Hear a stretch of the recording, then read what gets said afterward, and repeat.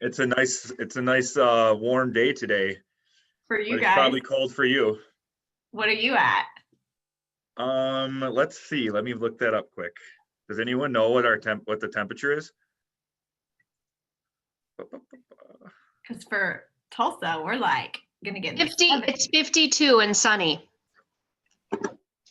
That's gorgeous. That is gorgeous. What are you at, Jenny? We're like gonna get to 70 today, and then it's cold. I'm just saying, Mother Nature's been pretty kind to us for everything else going on this year. Yeah, thankfully. We haven't even had snow this year yet. Well, really, I mean, what we would count as snow. Yeah. I'm so But I heard there's an excited. asteroid coming in 2 days, so who knows? Just Well, kidding. there you go. Nothing surprises us anymore, huh? Yeah. Oh, Timmy wanted to come in and say hi before class starts. This is my There's the buddy. talent. This is my buddy. We've hung out so much this year. Yes, we have. He just sleeps all day. There's no denying. They got a rough life here. Time still goes on, even for dogs that sleep all day.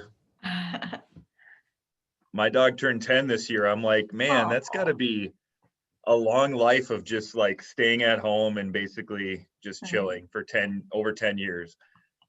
I did it for 10 days on quarantine and it felt like forever. I can't imagine you sitting in the house for 10 days.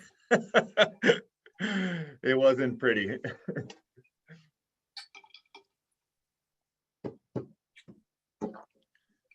Have you been going to the office at all or just working from home? Nope. Yeah, I've seen my team. Our team has gotten together, I think, 3 times this whole year in person. You did a half marathon or Yeah, together? we did do that out together outside. Me and only one other girl did the half, so everybody's kind of running with either 5K or 10K. That was fun. And then afterwards, I just realized I don't love running, so I'm done. Done with that. Yeah. What are we going to talk about today? I don't know. All these people showed up and they don't know what we're going to talk about. Oh my gosh. No, There's some value. We've been pumping this up, so just getting some people to hop on here for realtor time. Yeah. And then just get rocking. So See Laura. Hey. See all the peeps. I love all the faces. It's very exciting. Oh. Yeah, guys, be brave and show your face.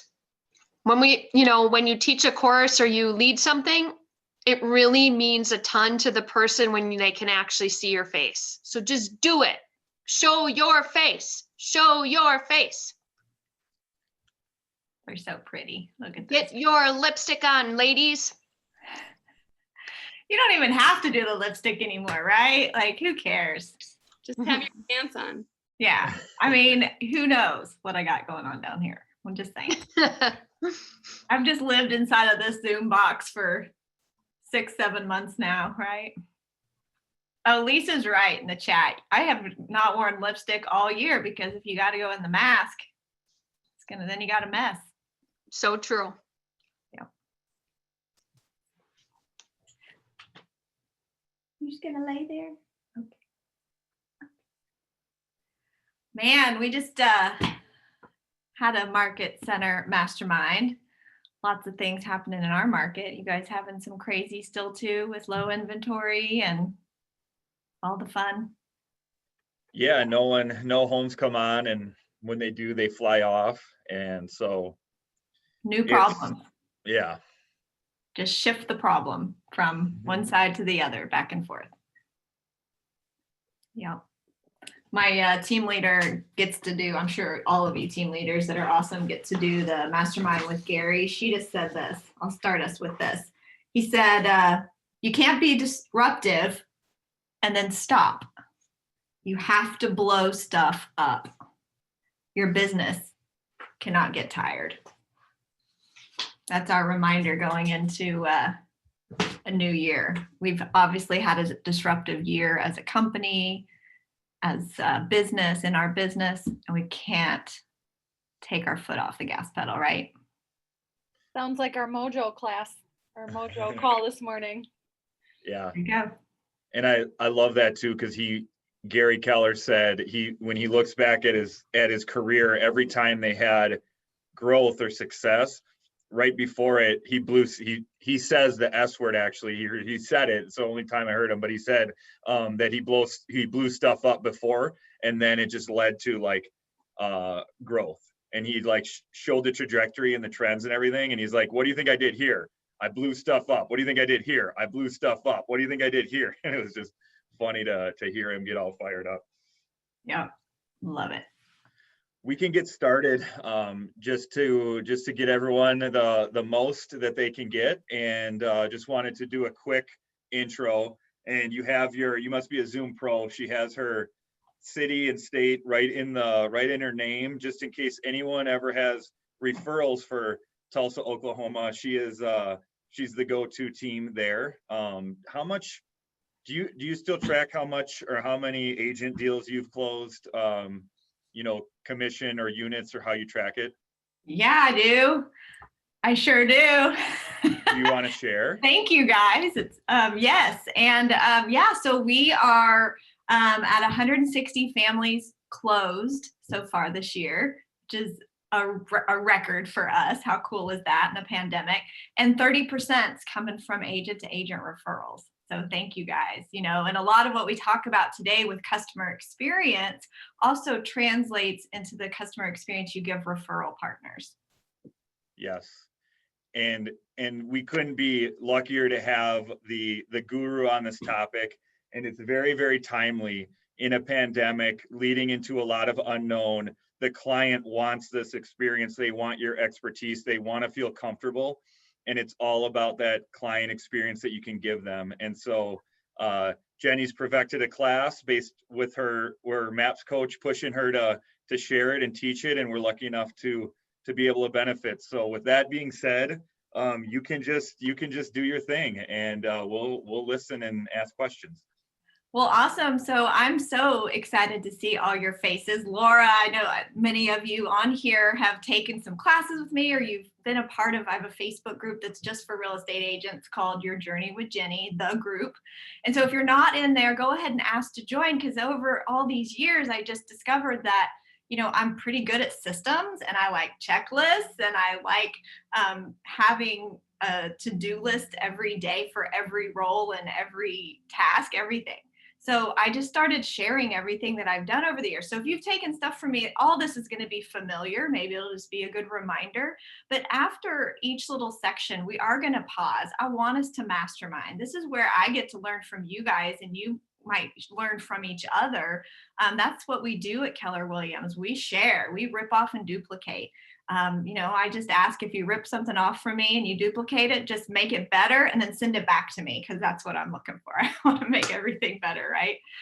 So what I'm going to talk with you guys on today is from a class called Customer Experience through Keller Williams University. This class in real life is a full day class. And I'm telling you what, I've taught it a few times in the original format, and it's a lot. I mean, I get overwhelmed and tired just teaching it. I'm sure as a student in the classroom, you do as well. So what I've pulled out of it for us today is to obviously fit into our 2-hour time block, but then really just go over the high level, most important stuff that you can be doing to make sure that you're delivering an amazing customer experience every single time to your clients. So if that's all right with you, and that's what you're here for, then let's get started. I'm going to share my screen. I'm going to work off a presentation, but like I said, I'm going to pause in between. Of course, if you need to take a break, do what you need to do, that's fine. Again, I hope that everyone will do some participation with me when it's time for that. I'm Jennie Wolek from Tulsa, Oklahoma. I have been in real estate for 20 years.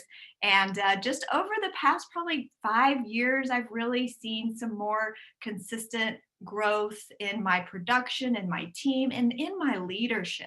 I think that all of the years I was failing forward and realizing that everything's already created for us. There's this book, it's written by a guy named Gary Keller. It's called The Millionaire Real Estate Agent.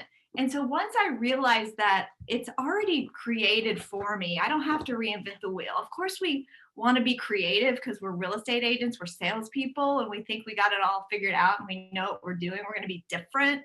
But I've become more successful by being boring. Success is not sexy. It is showing up and doing what you're supposed to do every single day. So that's what we're going to talk about today. What I have learned and what I want to share with you is just simple things that you could put into your business now that are going to have an amazing return on investment, because we know that referred business is the best kind of business. Wouldn't you guys agree? Referrals, come list me's, those are the best. And that's what our goal is to achieve all that. So let's get started here. Of course, if you ever need anything, just ask me to pause and we will. Everybody can see the screen? Yes? Okay, cool. So here it is. My amazing presentation I put together all by myself. You can see that Jennie is not, this isn't necessarily my one thing. So you're just going to get the content and me talking to you about it. So it was, I think, a couple years ago, I taught this class for the first time in Tulsa, Oklahoma. I'm in the middle of America, and nearby is a city called Springfield, Missouri. And I was invited to come and teach customer experience in Springfield. I had a room of 100 agents in there. It was a ginormous space. The speaker wasn't great. The audio wasn't awesome. And I still worked through the content. And what was fun about it is I pulled into the hotel. They put me up. This is in the old days, like when you traveled and you trained in front of people. It's weird. It's like, seems like a zillion years ago. And I pull into the hotel that I was staying at, that they put me up in. And this was the wall in the lobby. I walk through the doors, they open up, and to my left, it says, "Making you happy makes us happy." And I was in town to teach a class about customer experience. Customer experience is all around us all the time. And especially when you're focusing on it and you're teaching it, my sense of it was even higher. So I'm noticing this. I walk in, I see this, and I start smiling. I mean, how do you think that put me off on the such a great foot right from the beginning? And it continued that way as well. I had a great experience while I was there. So today is all about that. I'll skip this slide. I'm going to assume that you're here because you want to learn about delivering an amazing client experience. So what is great about this class is exactly everything I love in systems. It's 5 steps and it's 5 letters. And this is what we're going to talk about today. This is the 5S model of customer experience: setting expectations, serving our clients, surveying along the way, surpassing any expectations they may have had, and then sustaining the relationship long after the closing. That sounds good to everybody? You guys excited to learn about that? Because inside of each of these, we're going to have actual things that you can be doing to make sure that you're delivering an amazing client experience.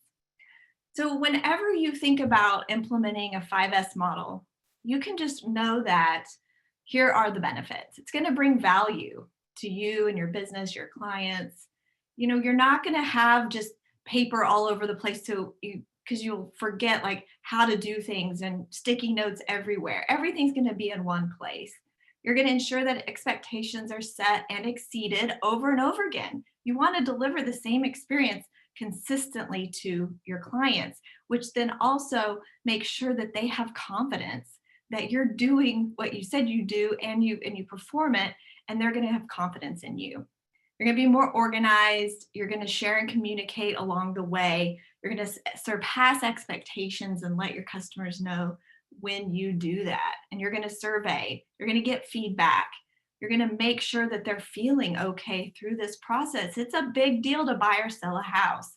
And that is a big responsibility that we have.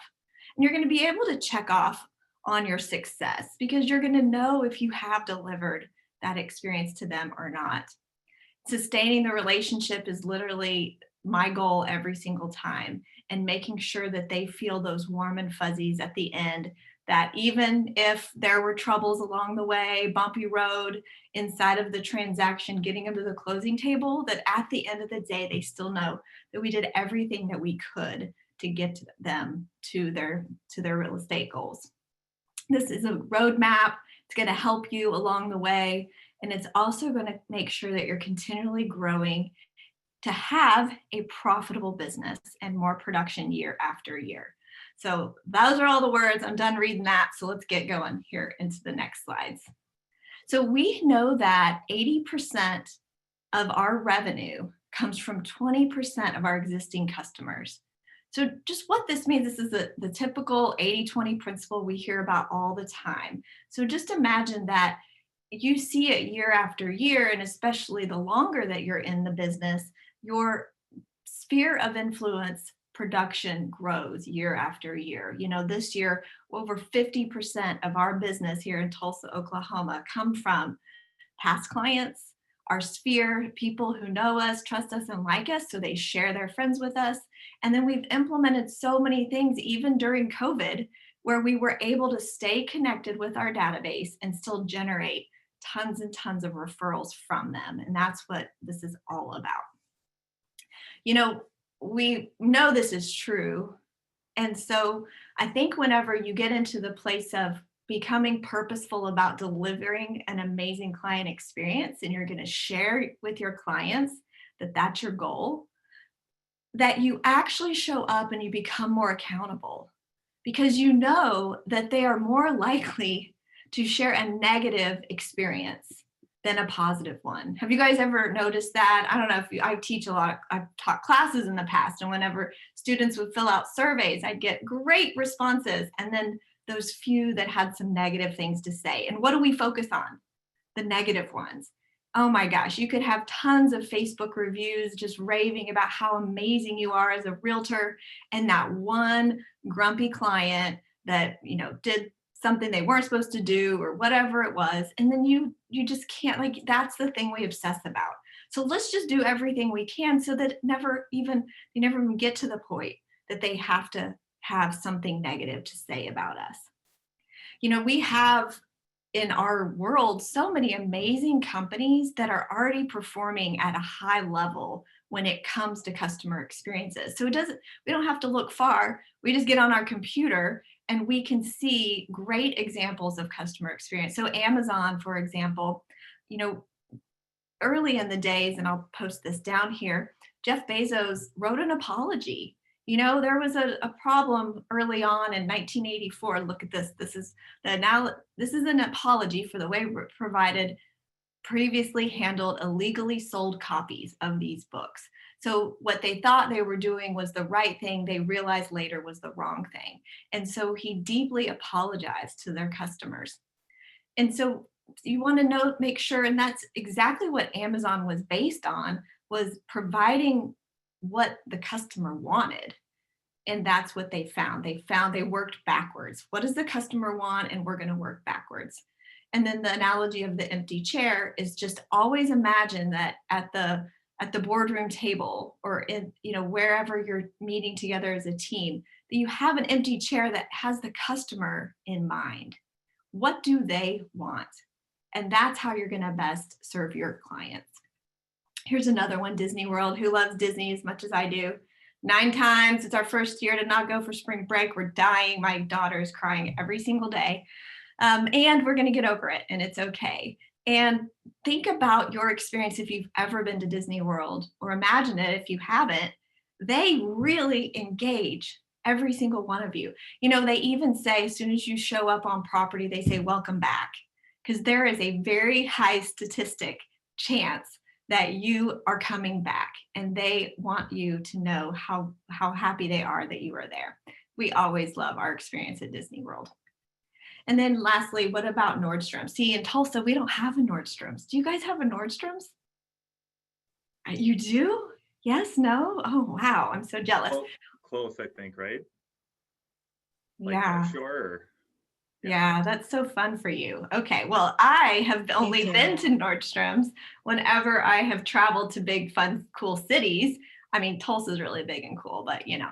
And so I have found that I've seen this to be true. Like they come out from behind the counter, they bring you your bag, they will help you, like they'll take your card from wherever you are in the store. And they really had set early on a rule that the phone cannot continue to ring. So thinking about these amazing different companies, what is it that they do that you could emulate? What could you pull from them and put it into your business? I'm just always super aware of what's going on around me when it comes to customer service, because we know that it's easier to keep a customer than it is to get a new one. And so how can the clients that have chosen to work with us, buyers and sellers, how can we make sure that they continue to use us in the future, share our name with their friends and family? So this is just a way for you to get an understanding and an overview of the value of a customer. You guys know they're valuable, but we got to put numbers to it so you actually see some math. Now, this is from an older slide, so let's just pretend that this works. Let's pretend that this is your average sales price in your market. And you can just see that when you first work with a buyer, then they become a seller, then a buyer, and then a seller and a buyer. You can see that just one family in your database can total up to a huge dollar amount.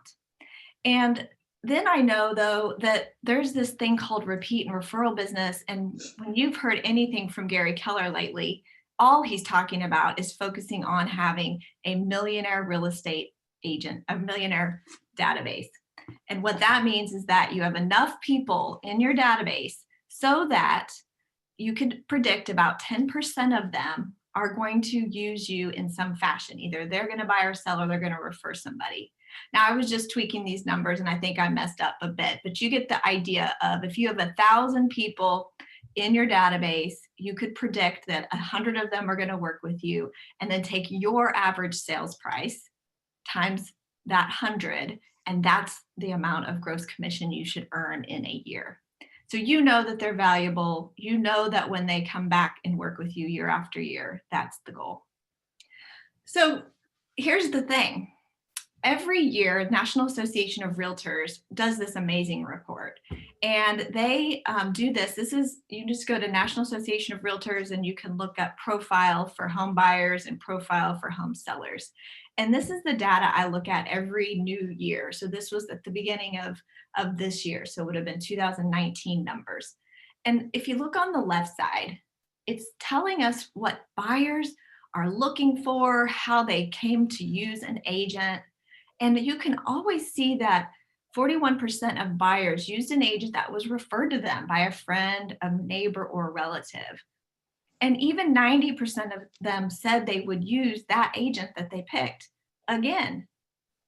And then on the seller side, same thing.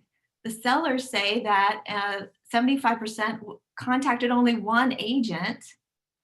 And then 66% of them found their agent through a friend or neighbor or relative. And 70 said they would use us again. So the lesson that I always just pull from that is simply, trying to get my thingy over here. The information I always just pull from that is this reminder for us guys.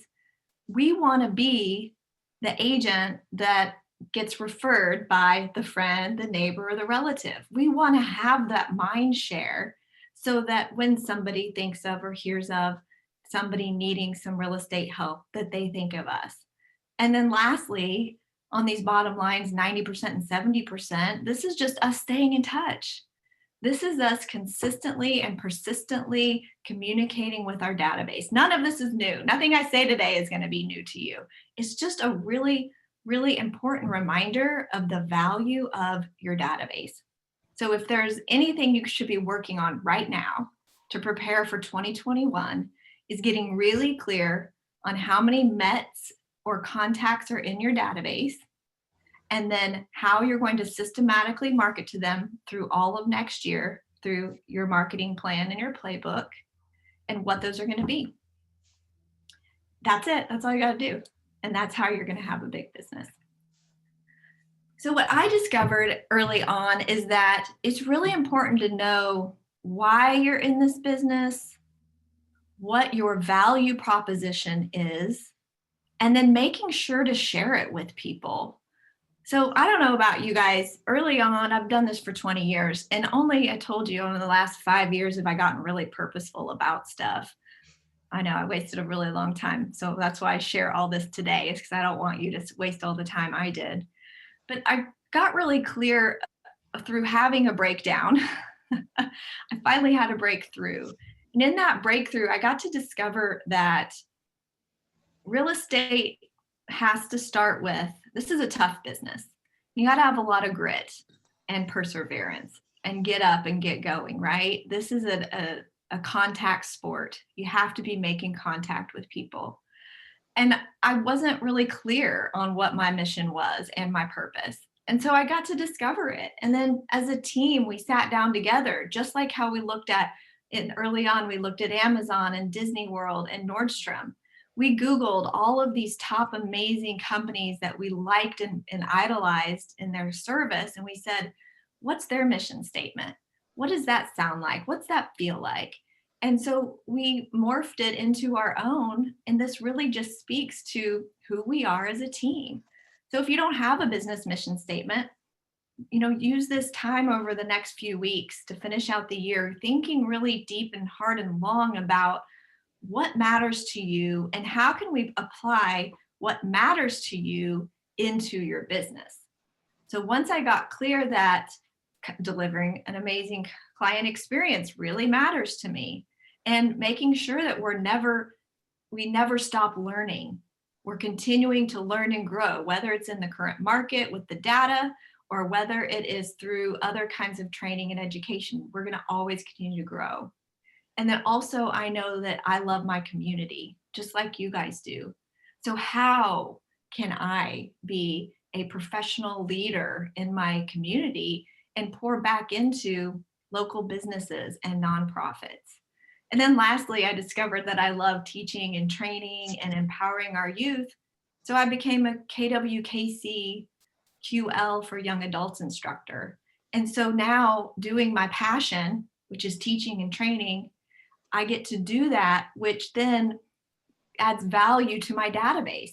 Because whenever I teach and train and share either to my agent community, which I love, or to my local community, it's bettering all of us. We're improving and we're getting better. And it's a way that you get to just add value, and it feels good on top of all that. So here's my mission. I'm sure you've read it by now as I've been rambling along, but I believe that when you read it and you see it and you feel it, that's when you know that it's right. And this one feels right to me. So our mission is to deliver on our promise. And I'm going to pause there. So down here below is our promise. We borrowed this idea from a guy named Mike Hicks.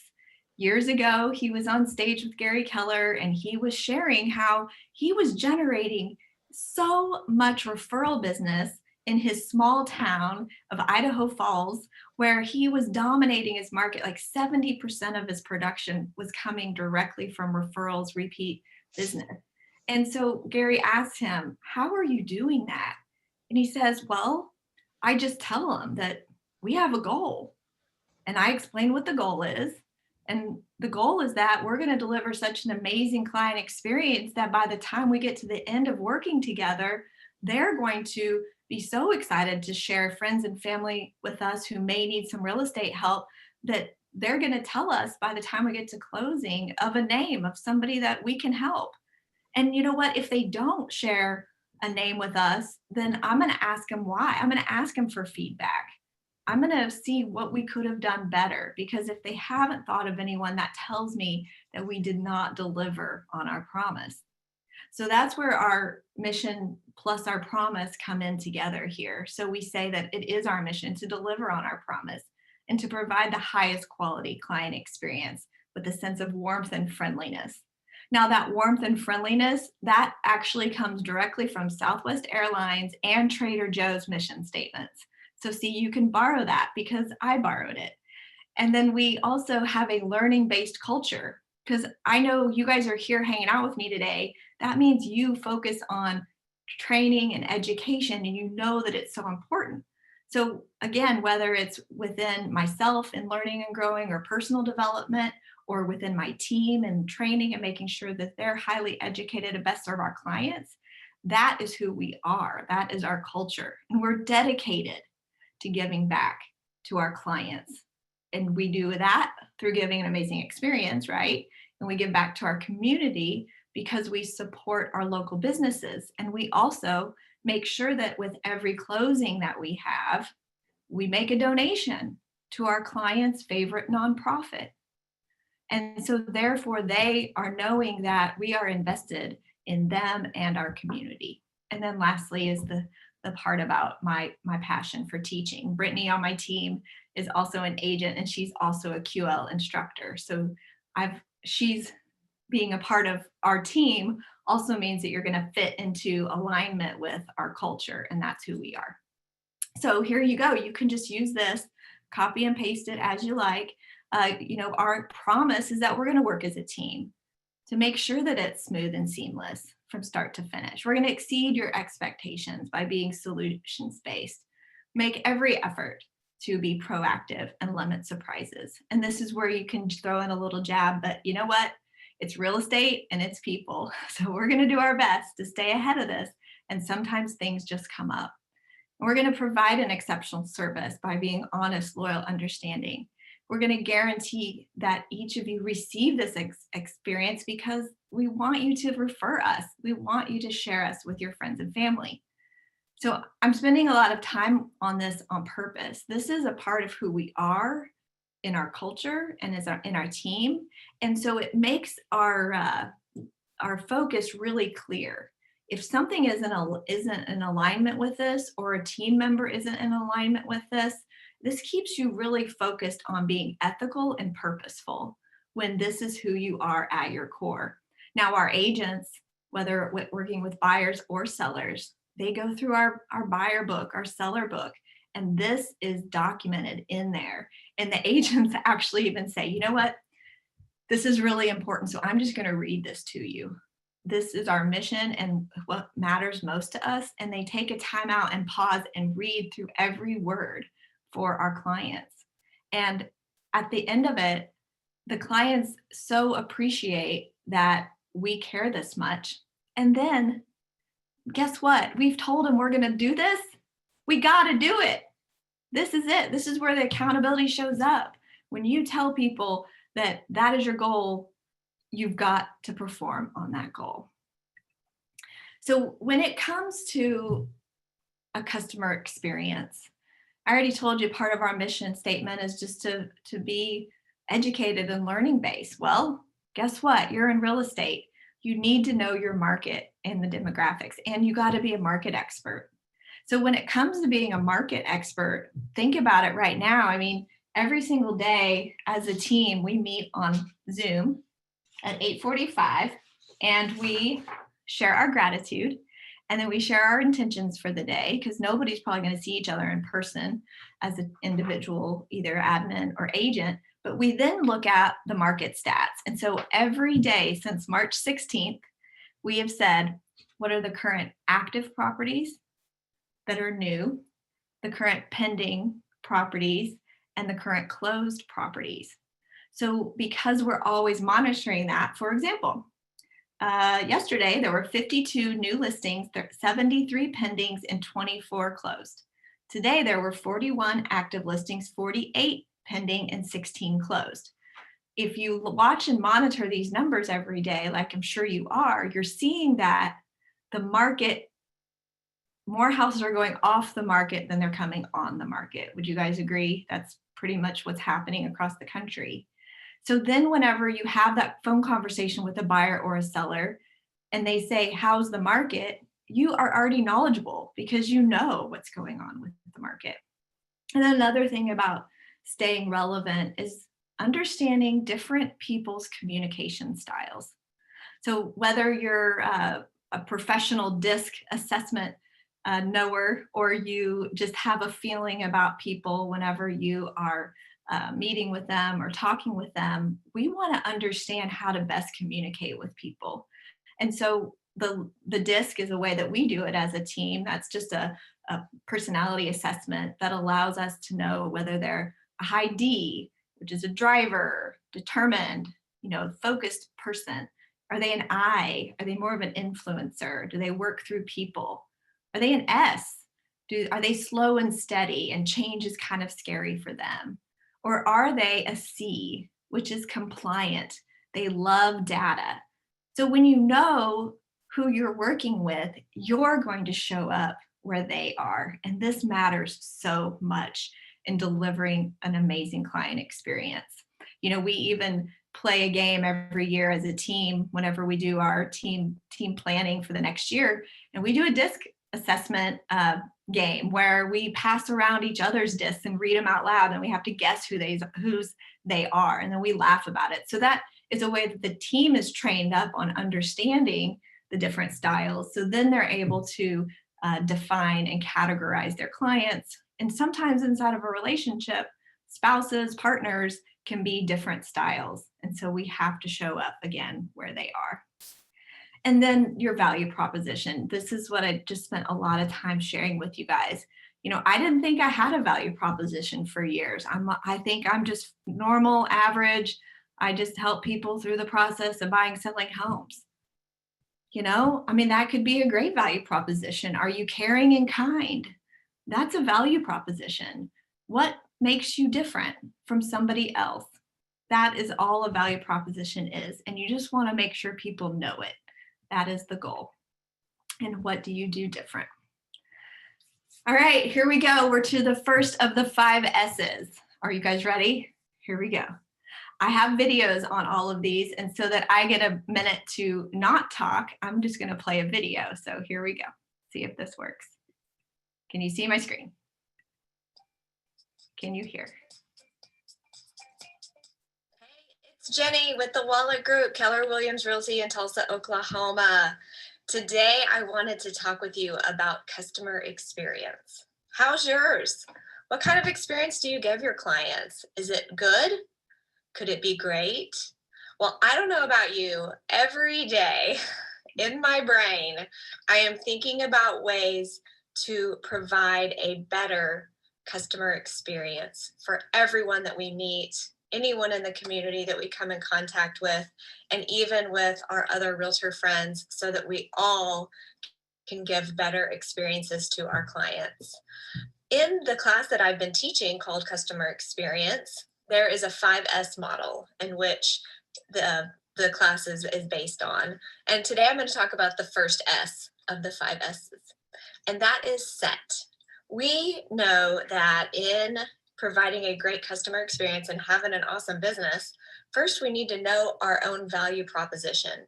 I have heard this year after year, and I know it's important, and sometimes I've struggled with what makes me unique? What helps us stand out from other agents in town?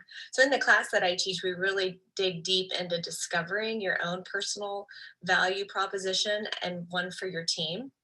And so whenever you are delivering a great customer experience, you first present your value proposition to the world, to your clients, and you set expectations, of course. So in setting expectations, you're going to listen to their needs, you're going to understand their expectations, and you're going to verify that you're on the same page. And then lastly, you're going to seek agreement. And this is where you're going to make sure, again, that mutually you're all together on working to help your clients with their real estate needs and goals. And that is the first S of the 5S model. I'll continue making other videos with the. So yeah, there you go. The first S. Now, you can totally tell that when I make videos, sometimes I don't even know what I'm going to say and I just wing it. So there's that. And another thing is that in our purposes for today, when we're talking about these 5 S's, this is really just inside the transaction. So visualize that we are at the point of starting with a buyer or a seller. So we are going to set expectations with that seller at the appointment or even in advance, and we're going to set expectations with that buyer client before working with them. So in order to do this, we must present our value proposition. We talked briefly about it already. What is inside of this customer experience full day class, you could go to KW Connect right now, go to courses, and you can pull up all of the materials that actually go along with the full class. But think about it like this. What is it that I do that's different from others? So I would say, in order to come up with some of that stuff, if you don't know yet, I mean, what makes you different? Well, ask your friends and family. Why do your people around you trust you and like you? What do they see as what you share as value? A lot of times I hear people were teachers in their previous life. You've got to be an amazing person to be a teacher, and let alone patient and kind, I would guess, because that is something that I think is so underpaid, especially in this year, right? And so even what about military? Have you served our country? I mean, that is admirable. So anything in your past. I mean, I waited tables all through college. That made me an amazing real estate agent, because I was used to being paid in direct proportion to the service that I gave. That is how I was compensated. So that gave me a lot of grit and a lot of get up and get going every single day so that I could earn my commissions. And so knowing your value proposition is key, and you're going to just be sharing that with your clients on the front end. I really wish that this was kind of switched, like number 1 and number 2 were switched, because to me, you're always going to listen to your clients first, right? Like, I'm not going to come into an appointment and just start talking about me. I'm going to ask them, hey, I mean, this is my old script, sitting at the table with people. We got to chat a little bit on the phone together, and I'm so excited to help you with your real estate goals. And tell me, in a perfect world, what would this experience look like for you? And then you get to hear the motivation, what matters to them, and their ultimate goals. So making sure to ask great questions is key, and you need to speak a lot less than they do. Ask great questions, listen, and take notes. One time I had the opportunity to go on a listing appointment, and I knew from my pre-qualifying call with the seller that they had sold lots of houses in the past, so they were very experienced with selling, and that they were going to interview multiple real estate agents. And so I was nervous. First off, you guys, I've told you most of my business comes from my database. So a lot of times I don't even have to really perform. It's just a, warm, help the buyer or seller kind of thing. But this was a competition, and I knew it. So I had to step up my game. And I learned a lot from that, in that I got to the appointment with this information that I would have maybe not have asked. Had I not had the training that I have from Keller Williams, I would have just shown up to the appointment and just kind of winged it. Is that a word? Winged it. And I would have just been myself, my natural self, rather than my purposeful self. And so when I got there, I just took them right to the kitchen table. I didn't even do the walk around the house. I could already tell it was a beautiful house. They already knew how to sell a house. And we got to the table, and I just said, guys, I know you've done this before, and I want to make sure that I'm serving you at a high level. So just tell me, what is important to you? And I just listened. I had a notepad, and I just took notes and notes and notes. And then I could hear what were the most important things to them. For one, the wife told me that she really was looking for an agent who thought outside the box. And I said, this is great, because I brought along Neil, my stager, and my writer, and she actually will help tell a story about your home and write a blog post and help you stage your home. So I knew what to listen for. And then in the end, they did pick us. I was so honored to help them. They were so nice and kind.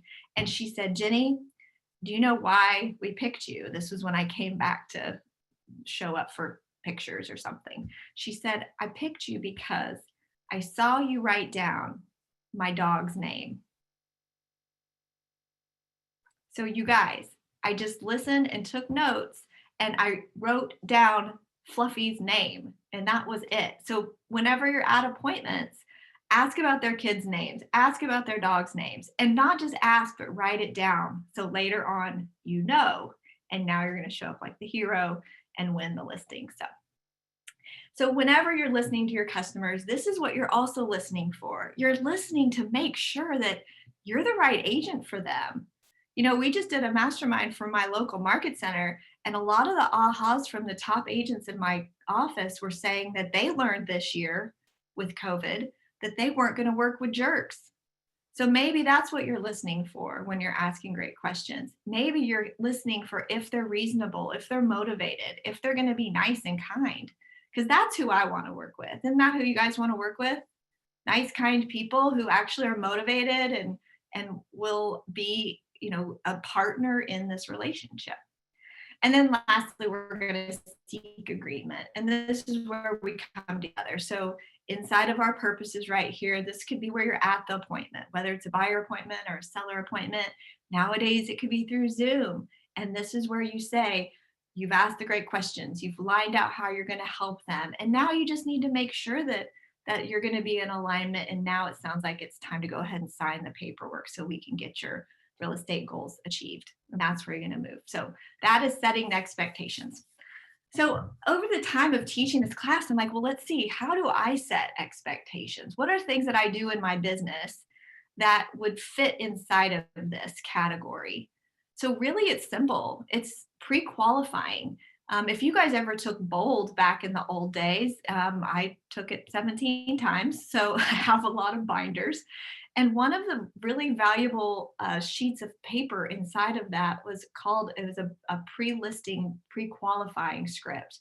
And it just reminds you to ask really important questions like, hey, Mr. Seller, when we get together and if everything sounds great and we're in agreement on things, are you ready to list your home with me? Question mark and pause. Because you have to listen for if they really are motivated to sell or not. So pre-qualifying is how you set expectations. Having a thorough buyer and seller lead sheet. You know, I love technology, guys, and I am 47 years old, so I'm dating myself. I still love working off paper. I still want to have that hot buyer or seller in my hand so I don't forget about them. Technology is amazing. There's so much leverage that we can do to make sure we don't forget people. So I just have the old school buyer seller sheets, and I've shared all these over the years inside of my group there. But I think one of the biggest things I did years ago was created a pre-listing video email for sellers and one for buyers. So here's an example that you guys, when you're putting down your list today of things you're going to implement, this needs to be one of them. You need to have a video this one is just sent through BombBomb. It's a pretty affordable way. We've got it on the lowest level.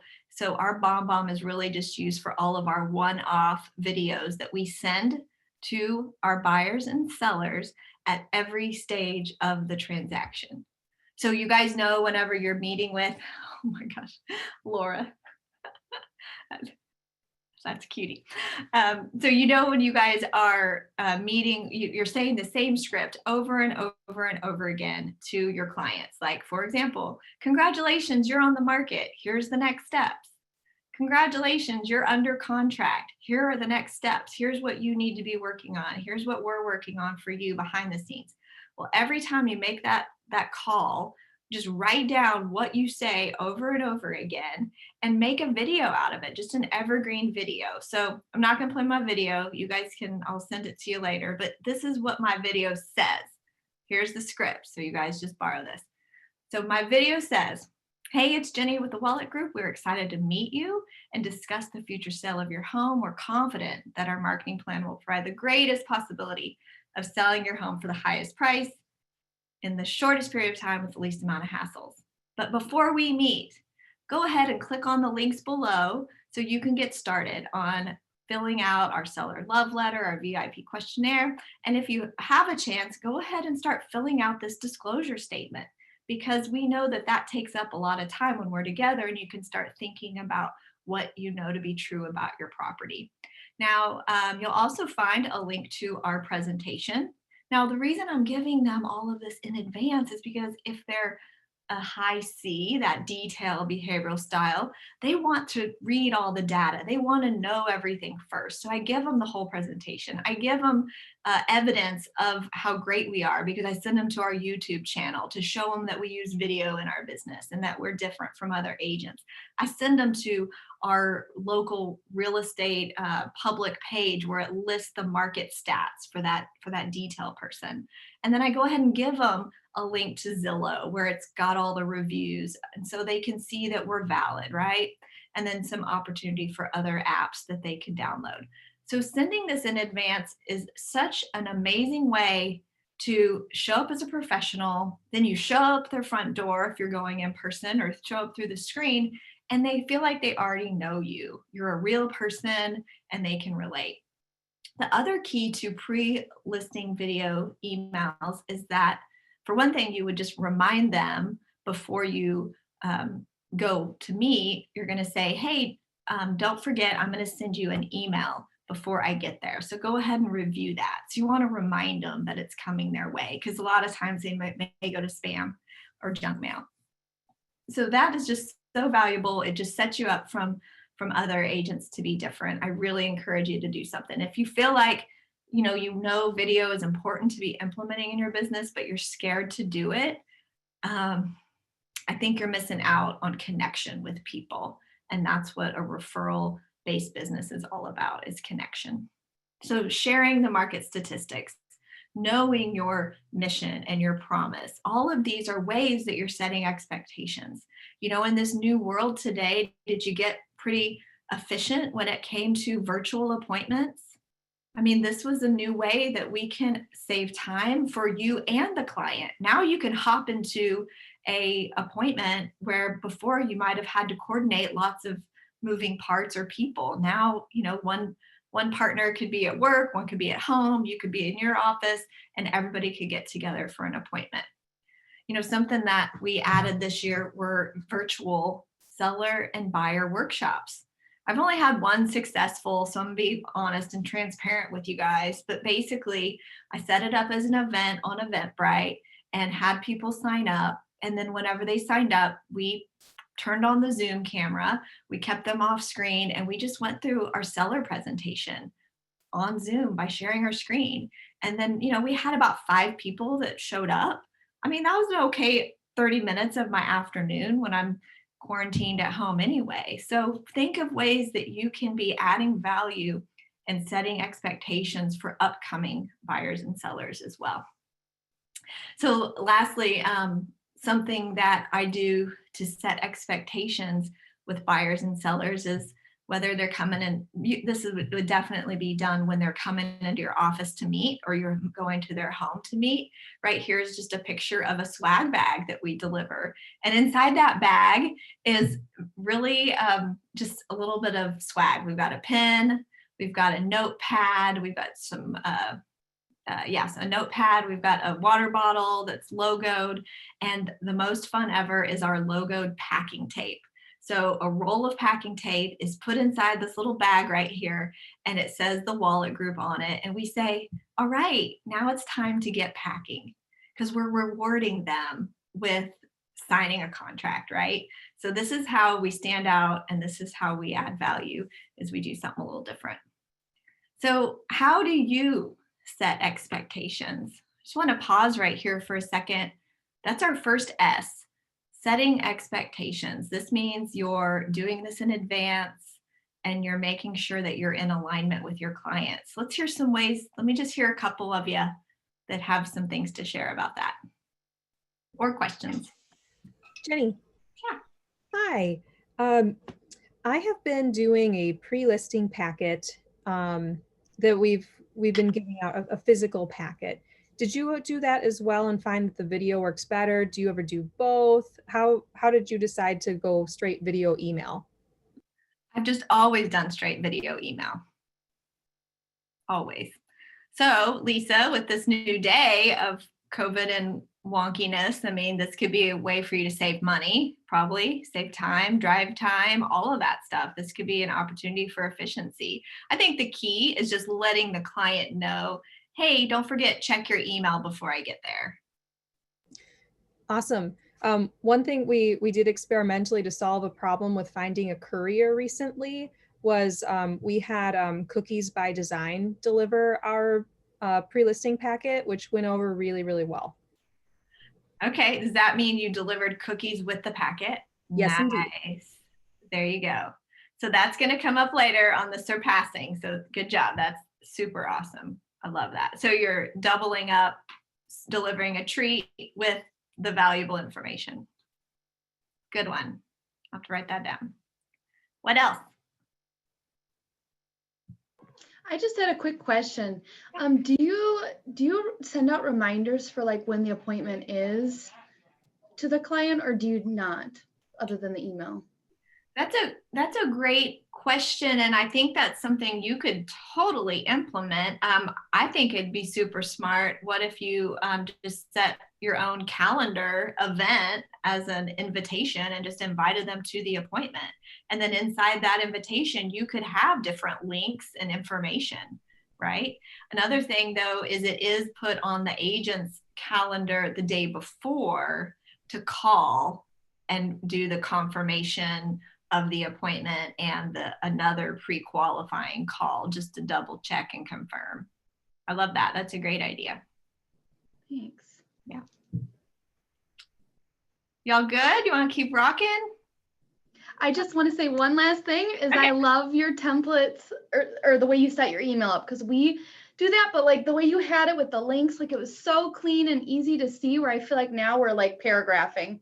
So Yeah. I really, really love that. Oh, cool. Awesome. And I'll share this presentation with Scott after. So anything that's linked, you guys are free to have and use, of course. All right. I want to comment on your empty chair concept. Like that just gave me chills.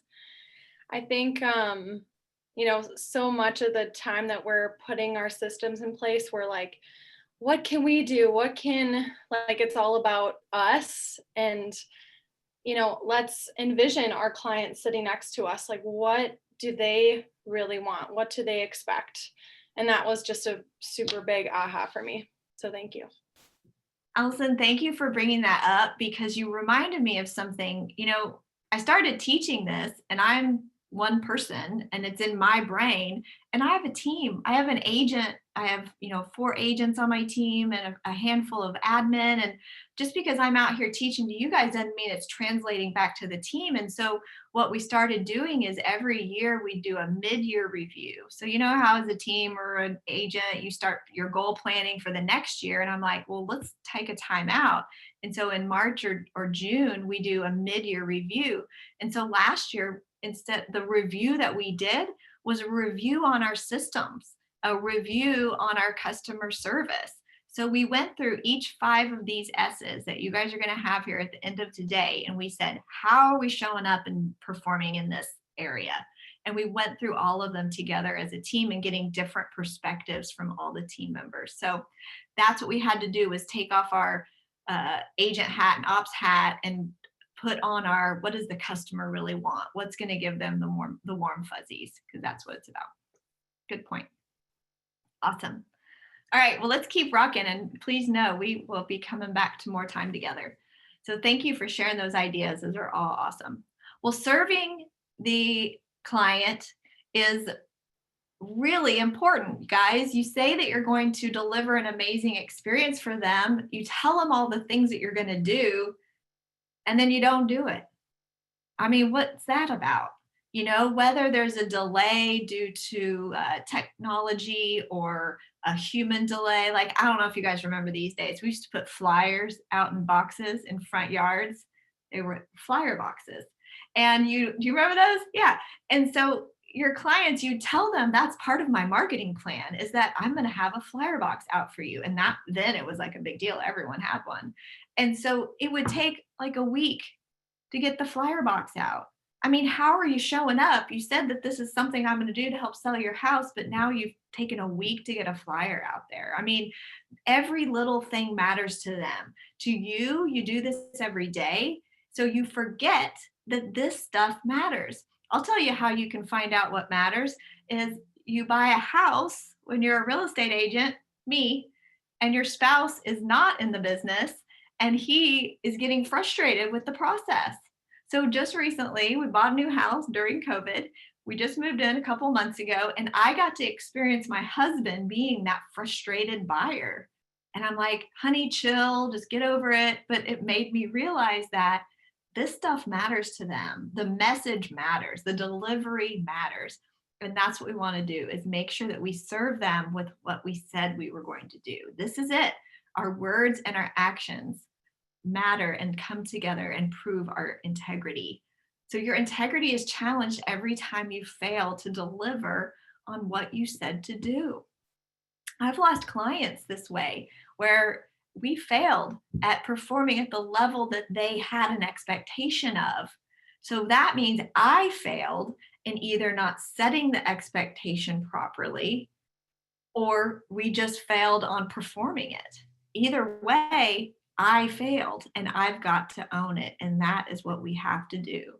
And and our clients will conduct business with people they trust. If we drop the ball early on inside of a new listing, it's going to be so hard to win them back over. And I've done it for too many times. And it's just, they've lost trust in us, and it's so hard to gain back. So please remember that. And all of this whole section of serving our clients is just doing what you said you'd do. And how we do that is because we have standards. Now, what this means to me is that if you're a solo agent, you have standards. They just might not be documented. I have a team now, and I, for many years, did not have standards written down. So what would happen?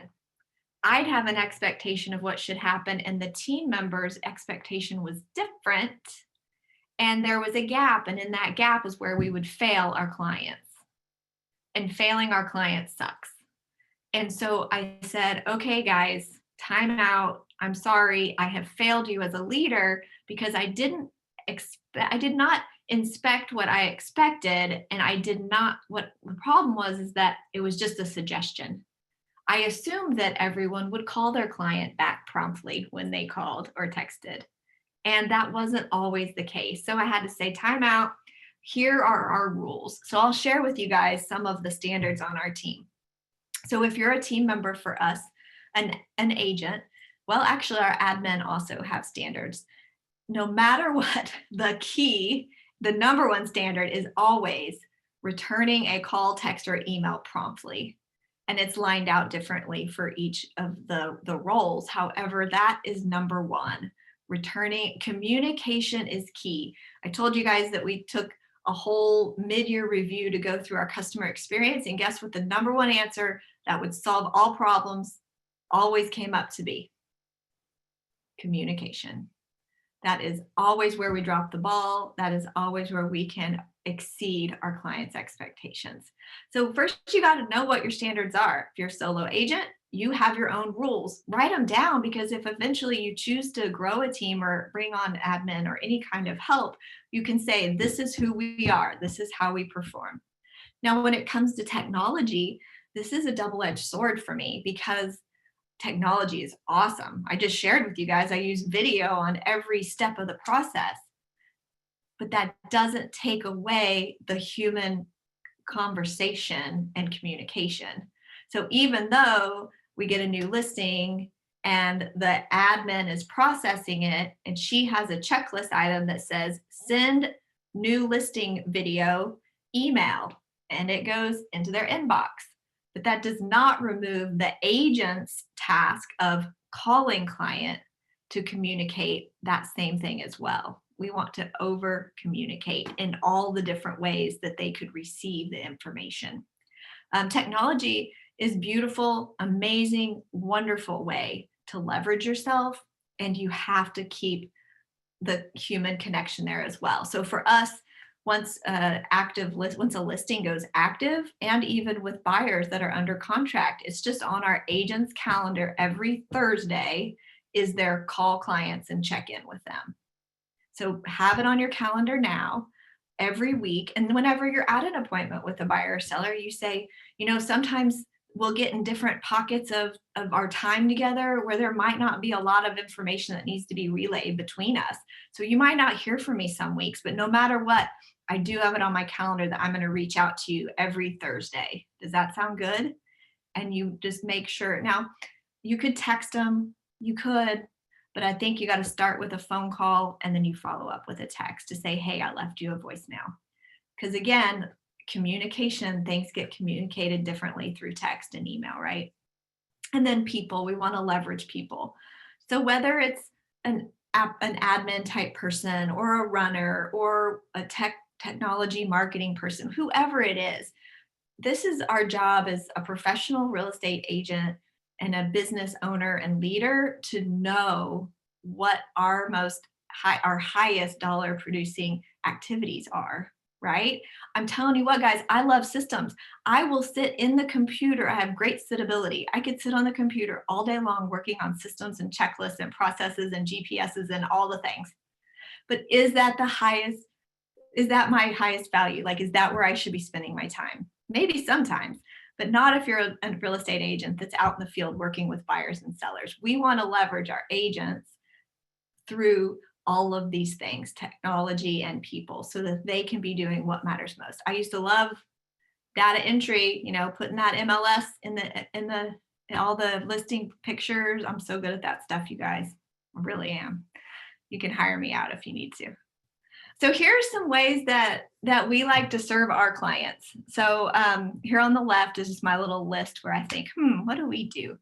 Well, gosh, you got to do what you say you're going to do. So that's where you have it on your calendar that you can't forget, or it's an action item inside of you have a SMART plan or an action plan, a way that you can't forget to do what you say you're going to do. Over communication is key. Well, how can you think outside the box? I mean, you want to be so systematic, which is very important so that all clients receive an amazing experience, but then you really can think outside the box and be flexible. I got to attend a class with Keith Cunningham earlier this year, and that's something that really stood out to me. He did emphasize the power of standards and rules, very important. And then he threw something in that made me go, I am too rigid. Because he said you have to be flexible. In this customer service business that we are in, every transaction is different, as you guys know. Every client is different, and we need to treat them differently sometimes. And that is where, for example, we have every client fill out a VIP form when they first sign up with us. That's one of the links that we have them fill out. And what that tells us is their favorite restaurants, their favorite flowers, their favorite celebratory beverage, so that if we knew that we wanted to give them a little something extra, we just go pull up a sheet that they already told us what their favorite restaurant is, or that, instead of giving a bottle of champagne, they don't drink. So they instead like coffee or tea. So we want to show up where they are. And that's how you can think outside the box with their permission, because they've told you what they like. Another thing that we got really good at early on this year was leverage through technology when it comes to walking tours for our buyers. So they didn't have to get out into houses, doing virtual open houses. So we just had it a part of our system. Every new listing, as soon as we took the listing, that our videographer guy ran right out there and did a walking tour, so that if we went into shutdown or if the buyers didn't feel safe, we had footage that could be sent to those buyers. So there was no reason that they couldn't still purchase that home, or at least take a look at it. And then if you don't have a professional videographer, that's okay. You run out and you do a virtual walking tour and make sure to post that on Facebook. You guys saw at Mega Camp, right? When Josh Team was talking with Facebook and Google, what did they say was like the number one thing to be doing? Videos, live streaming. So be on and be real. Be yourself. Don't worry about overproduced video content. You just got to go do it. I mean, we just had clients from California call into our office, which doesn't happen for us, I'm telling you.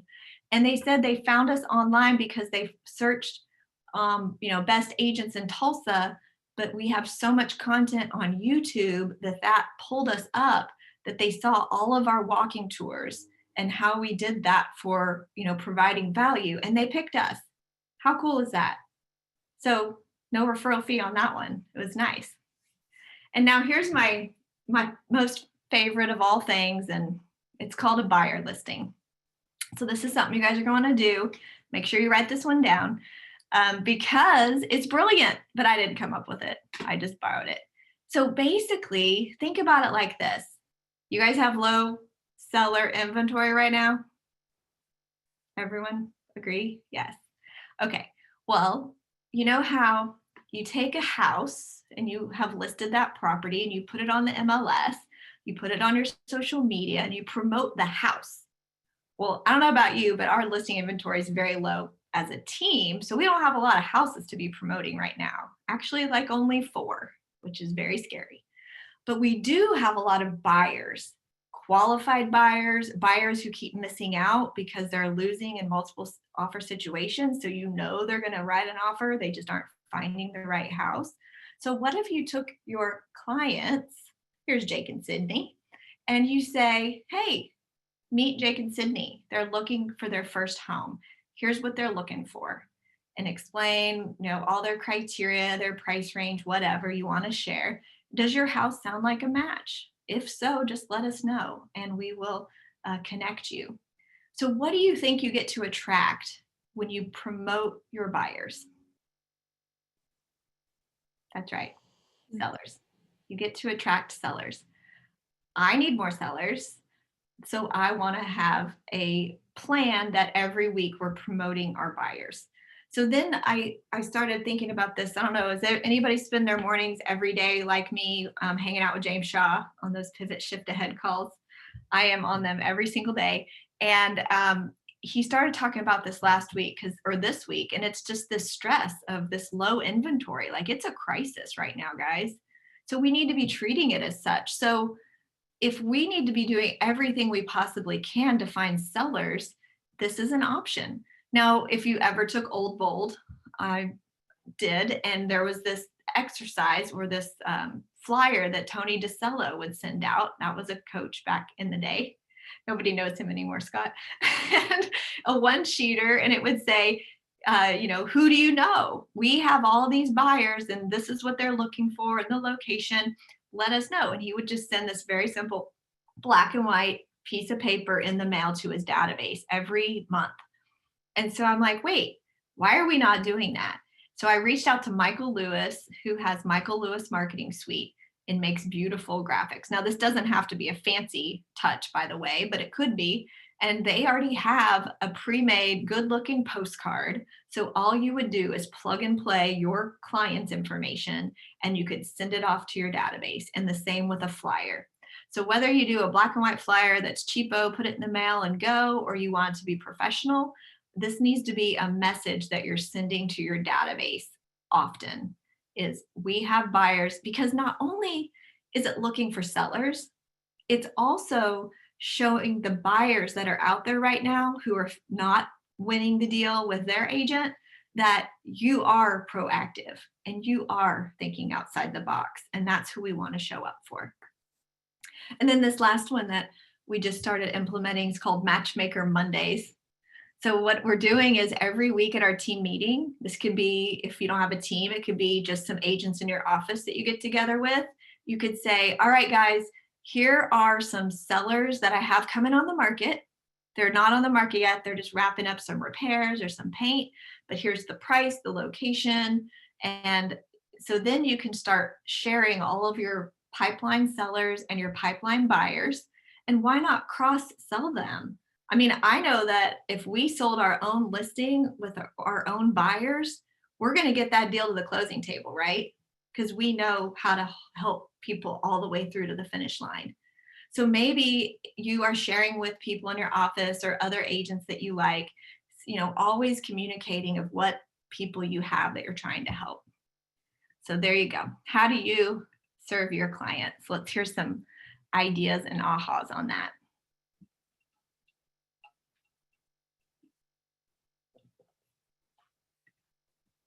Okay. I have a question about the buyer post. Sorry, Laura. Yeah. Do you have to get their permission before? I'm assuming, right? Great question. And yes, so in the old days when we'd meet them in the office, like that picture of Jake and Sydney was taken at our KW office. So we'd meet in the conference room and we go, okay, guys, so after you've already signed the buyer agreement, like you've gone through the whole presentation, right? Then you say, okay, so here's the deal. We do things a little differently at the Wolek Group. We want to think outside the box. And a way we do that is by doing what we call a buyer listing. And then you explain it to them. And you say, so we're going to make a social media post with all your info, what you're looking for, so that hopefully we can find a seller. Because I showed you the market data. You know that it might be hard to find a home in your location and blah, blah, blah. And so all I ask is, I mean, it would be awesome if I could just snap a picture of you guys. And they, of course, are going to say, yes, that's great. Or no, can we send you one later? Or I think you do need to also be sensitive about it. Yeah. I mean, so what happens if they don't want a picture or don't feel comfortable? We just have a cute graphic that we just use in that case. So you could say, we have buyers, or is your house our match, or whatever. Okay. Because I've definitely thought about doing that before, but I'm glad to see someone else is doing it. So I love it. It's great. Hey, Jeannie, have you thought about, would there be an opportunity to potentially tap into Nextdoor? I know you can't necessarily always do photos, but then you really get into the community you're serving. Is that something that you think might work? You know, I've used Nextdoor for one thing because I just hadn't connected, but I think you could totally see where that could match up for you and your business. But we have these signs that we had made, and it just says kids and pets at play. And so they go in people's front yards. It's like it says the Wolek Group, slow down, basically. And then I put it on Nextdoor because that's the community. And I just said, hey, I've got 10 of these to give away. Just click here, and it takes them to a Google form. And so they fill out the form. Now I'm going to deliver it to their house. So that's a way to grow your database. That's what I had really good luck with Nextdoor on. Okay, thank you. I was just going to say that I've done this, what Jenny's talking about with the buyer listing, and both, you know, to the database in an email form, done it in print form, and it actually did work as far as the getting the new buyer's attention. So there was someone that called saying, hi, I got one of those, you know, buyer listings. We're not actually sellers though, we're buyers, but we're really not impressed by our agent. And this is pretty cool. You must work really hard. Can we work with you? So it totally works for both ways. I love it. I love it.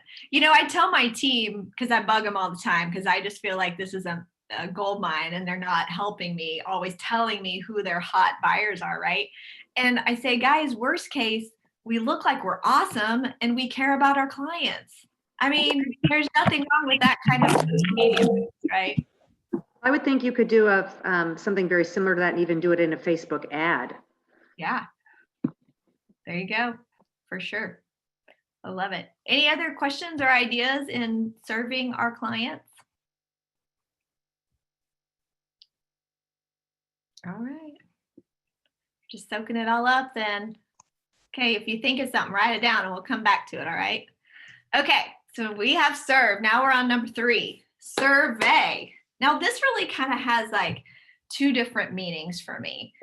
For one, we want to survey how we're doing and how they're feeling inside of the transaction. Because remember, for today's purposes, we're talking about from the time we've met them to work with them to closing and then beyond. So we want to check in to make sure that they're doing all right. You guys, it's a big deal.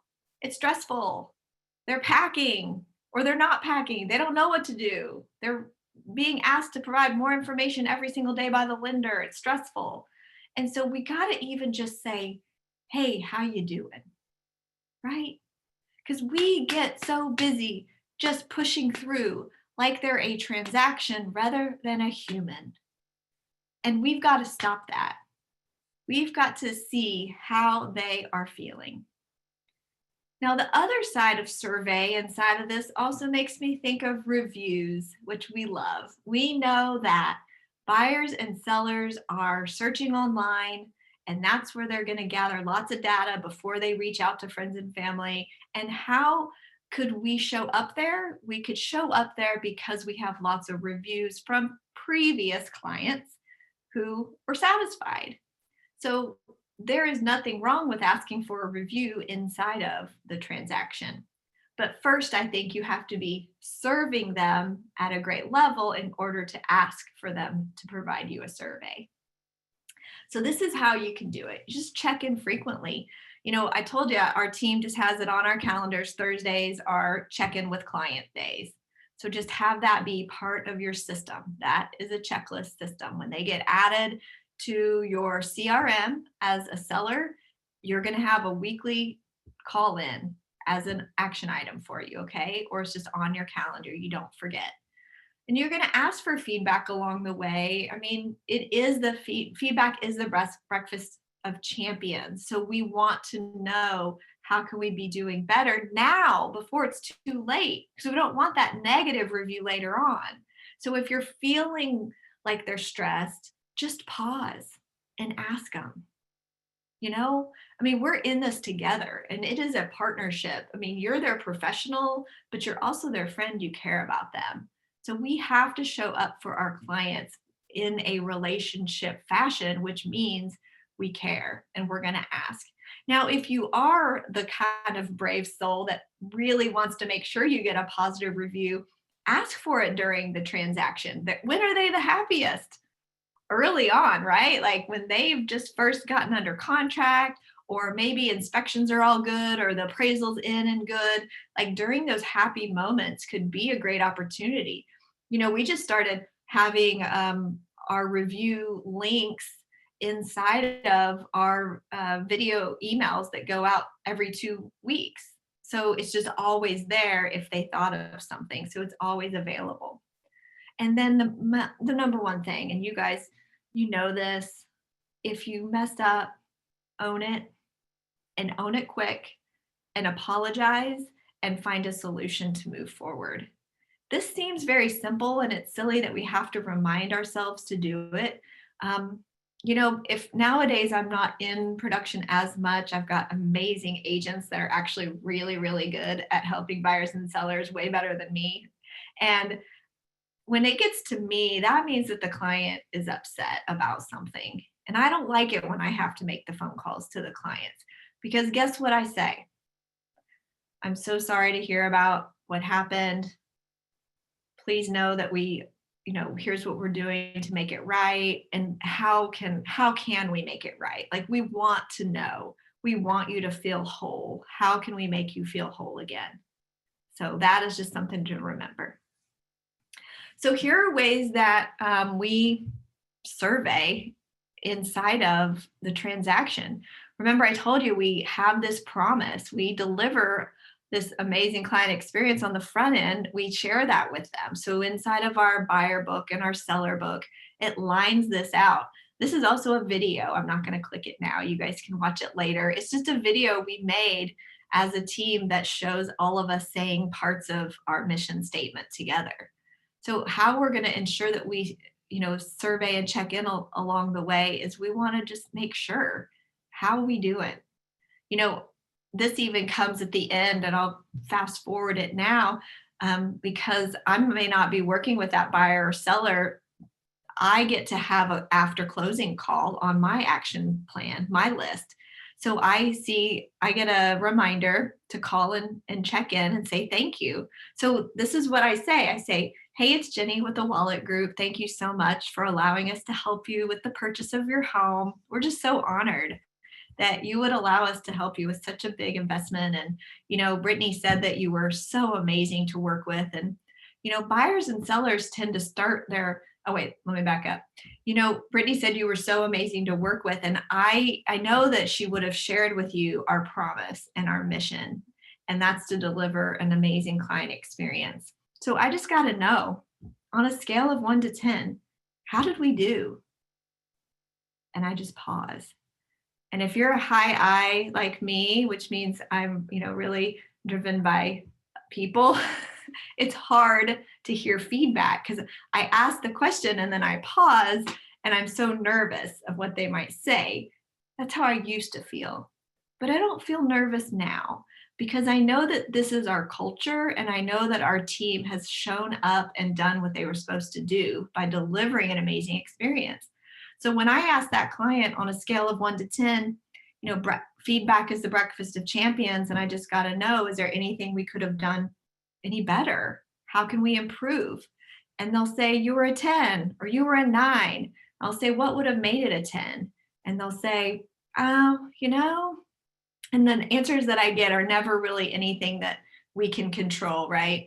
And so I just thank them because that helps us get better. And then I say, thank you so much. In you saying that just warms my heart.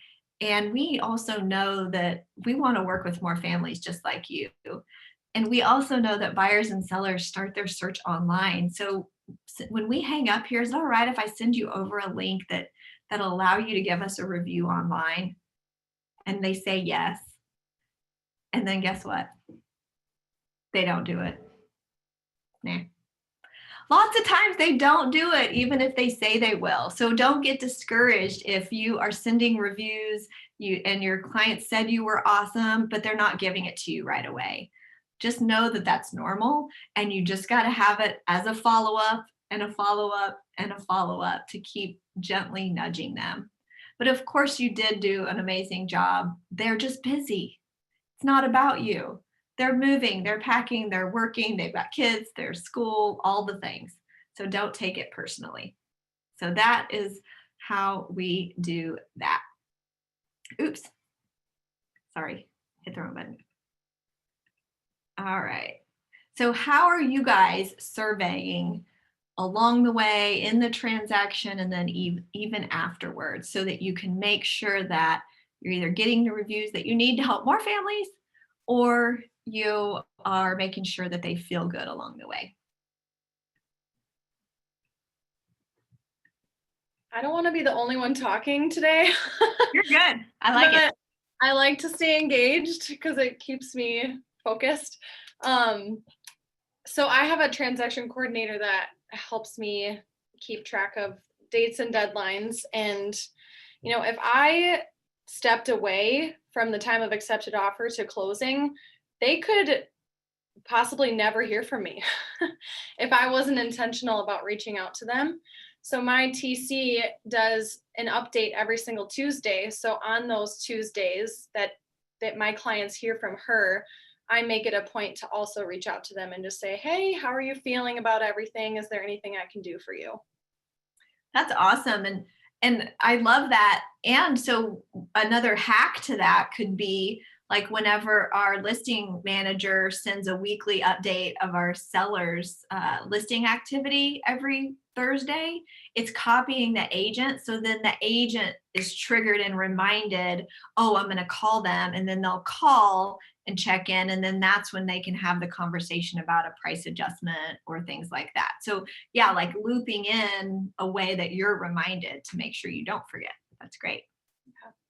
Jenny, when you do your after the sale care calls for your team, what day is that after the transaction? How many? It's set for like the next day. Like the very next day. Okay. Yep. But if Laura, if I'm busy and I don't get to it, it's okay. I've always struggled with, are they too busy unpacking? Do we wait 3 days? Do we wait a week? I think you can just kind of play with that. At the end of the day, I just leave a note in my voice, like in my CRM, that I left a voicemail, and I might add a reminder to go back and call again. Yeah. It might be a little bit after, but if I don't get them, the admin operations, my director of operations has a reminder to see if they've given a review or if we've connected, because we also make a donation to their nonprofit. And so we have those check-ins that are after closing to make sure that somebody gets them for something. Yeah. What else? Yeah, we do like a bomb, usually right after the transaction, and then we'll send it again through email like a week later, and then we'll text it also with the links. Just trying to make it as easy as possible for them so they don't have to like Google us, find us, or, so it's Then like, it click wouldn't here. happen, right? Yeah. They'll be like, oh, I forgot. I'm going to go eat a snack. Yeah. We got to make it easy on them. So I'll just add to this, guys. I will always tell you the truth. I will always tell you that, like, hey, this is a great idea and I'm going to share it with you, but we aren't always nailing it. And that even goes with reviews. So whenever I'm planning for my next year, we're aiming for and building our first quarter GPS. I just have 3 P's of what I'm going to track. And that's going to be production. And we're going to just measure how many listings needed to be taken each month for us to be on goal. And then our promise, which is our customer service. And how we're going to measure that we're nailing our promise is because we're going to have a goal of 75% reviews or referrals from the closed transactions. And then lastly, profit. I'm going to measure our profit percentage based on what we want our goal to be. So this has to be a part of your plan. Your customer experience is a part of your plan. So ways that we've caught up on reviews, like Shelly is saying, you send them the video email, you make it easy on them, send them a text, you leave a voicemail, all the things. And of course, if you're like me, you don't want to bug them, right? Because we've had a great experience. Now you don't want to turn them to like this nagging real estate agent. And so that how you make up for that gap is you have quarterly contests. So launching in January, it's already on our playbook for next year, is a survey contest. Hey guys, it's Jenny with the Wolek Group. You know that we know that buyers and sellers start their search online. So enter to win this contest by giving us reviews. Here's all the places you can give us a review. And then you're going to get this prize, so just having this as a part of your system. Hey, Jenny, can I ask a question? Yeah. And I'm not sure if this is on topic or not for this section, but you had mentioned how you give a donation to the charity or nonprofit of their choice. Is that something you're finding out on that VIP form? And then is there a set amount that you give, a percentage or a dollar amount? Great question. We give $100. We don't tell or say that it's $100. Here's how that part goes. It'd be part of the follow-up call as well, and just say, hey, Lisa, we loved working with you. And I know that let me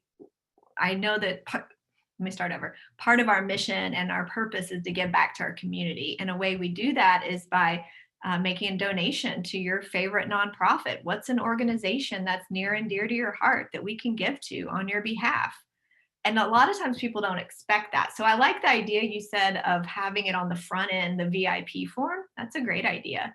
I love that. But then also we don't. So I just ask them, and sometimes they pause and they're like, I don't know. I'm new to town, or, whatever. And you go, okay, that's great. I mean, are you cool with me just making it to one of the common charities that we use, either the food bank or this or that? They're like, yeah, that's great.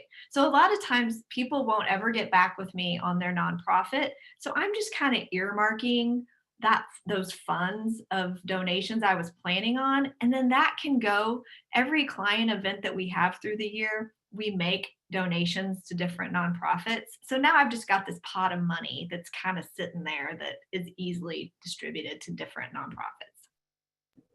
Yeah. That's awesome. Thank you. You bet. Allison, you're funny. I know our team right now, we're actually looking at putting together I'm in the process of doing some research on a client survey to be able to send out to people throughout the transaction, and not to have it be overwhelming, but like on a scale of 1 to 10, maybe 5, 6 questions to be able to continue to gain a pulse for where we're landing. And so as an operations staff, we're going to make a goal for a certain like either percentage of those filled out or like a client survey score or something like that. We still need to iron it out a little bit, but I think that'll help us to figure out like where we are falling short and doing well, and celebrating those things too, which is exciting. So I love that. And I feel like in the full day class of this material, if you go into KW Connect, search courses, find customer experience, I know that there is a piece in there where you, it's a survey with some metrics, but I can't remember all the details. So maybe that could help fast track what you're looking for. Awesome. You guys want to keep rocking? Yes, Scott's high D, ready to go. I'm going too slow.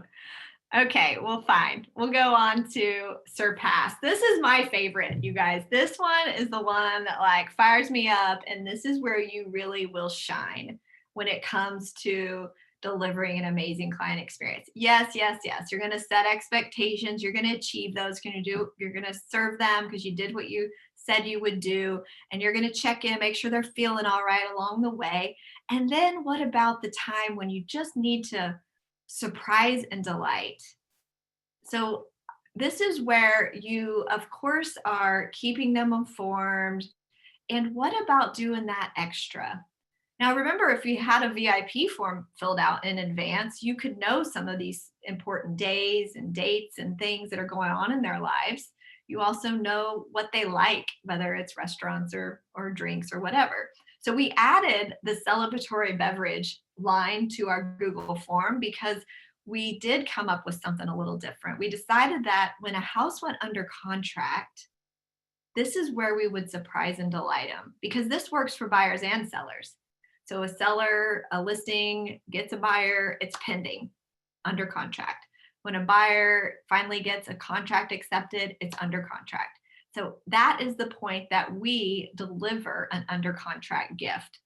So just for detail's sake, the gift goes to the seller's front porch. We let them know that it's there. And then for a buyer, we typically just take it to the inspections because we're going to pass the gift to them at that time. Now, all the gift is well, we'll come back to that in a sec.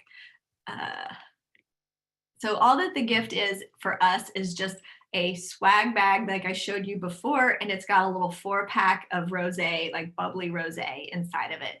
And it just says congratulations. And we say, now it's really time to get packing, right? So we're just giving them kind of, this little celebration of you've worked so hard, or to get your home ready, or now we finally found the right house. We want to have them have a little bit of fun. So that's something we do, and I'll show you some more pictures here in a minute. But elevating your service, this is exactly where these are the companies that deliver this surprise and delight all the time. I love it. Out of all these, the ones that I frequent the most is probably going to be Chick-fil-A, because I have a 13-year-old daughter, and it amazes me that every single time the line can be wrapped around the building 5 times and I can get all the way through in the shortest period of time. And so whatever you see as value with these amazing other companies, what could you sprinkle inside of your transaction for your clients? What do they have in common, and what is their experience like? What do you feel like? That's what I'm always thinking about for us as a team. So here on the left are some of my favorites. Many of you have seen this one before. This is just where we put out welcome home signs. So whenever the buyers have gone off to closing, they're signing their paperwork, we have a runner or the agent put these signs in the front yard. And so when they come back after closing, they're packing, usually, right? What moving day looks like. Sweaty or raggedy because they're stressed out and all the stuff. And they see this. It's just the cherry on top. We get pictures from them. So this is actually what this is. Wendy was our client, and all she texted was OMG. And Brittany, my agent's like, hi, isn't that great? And our client says, that's so great. So these are the kind of messages you want to get from your clients. You guys, I can't even believe it. If you go to our Google My Business on Google, if you go to the Wolek group and you look at any of our recent reviews, almost every client mentions our welcome home signs about how that made them feel. Now, besides the feeling that it gave them as a business person, I also like that we put over here on the left a sign that says sold by the Wolek group. Because you guys know whenever you're working with buyers, you never get your name in the front yard, do you?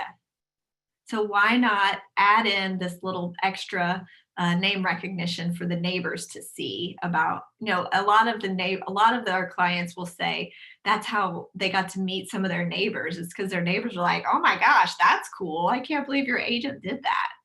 So it's just a fun way to really stand out. And over here on the right is just the picture of what we put inside of our under contract gift. You can, of course, pick whatever you want. But for example, this is where we had asked what their favorite drink is. So if they had indicated that they're not into alcohol, then we could put other beverages, and we would just have in the office, like, ground coffee or tea or whatever, just to always have things on hand for whatever was important to our client. So there you go. So let's hear some surprise and delight, because this is where we really get to love on our people, blow their minds with the fun. And this is where you really get to stand out. I want to hear great ideas from you, because this is where we'll really get to learn and grow together. I've got something to share.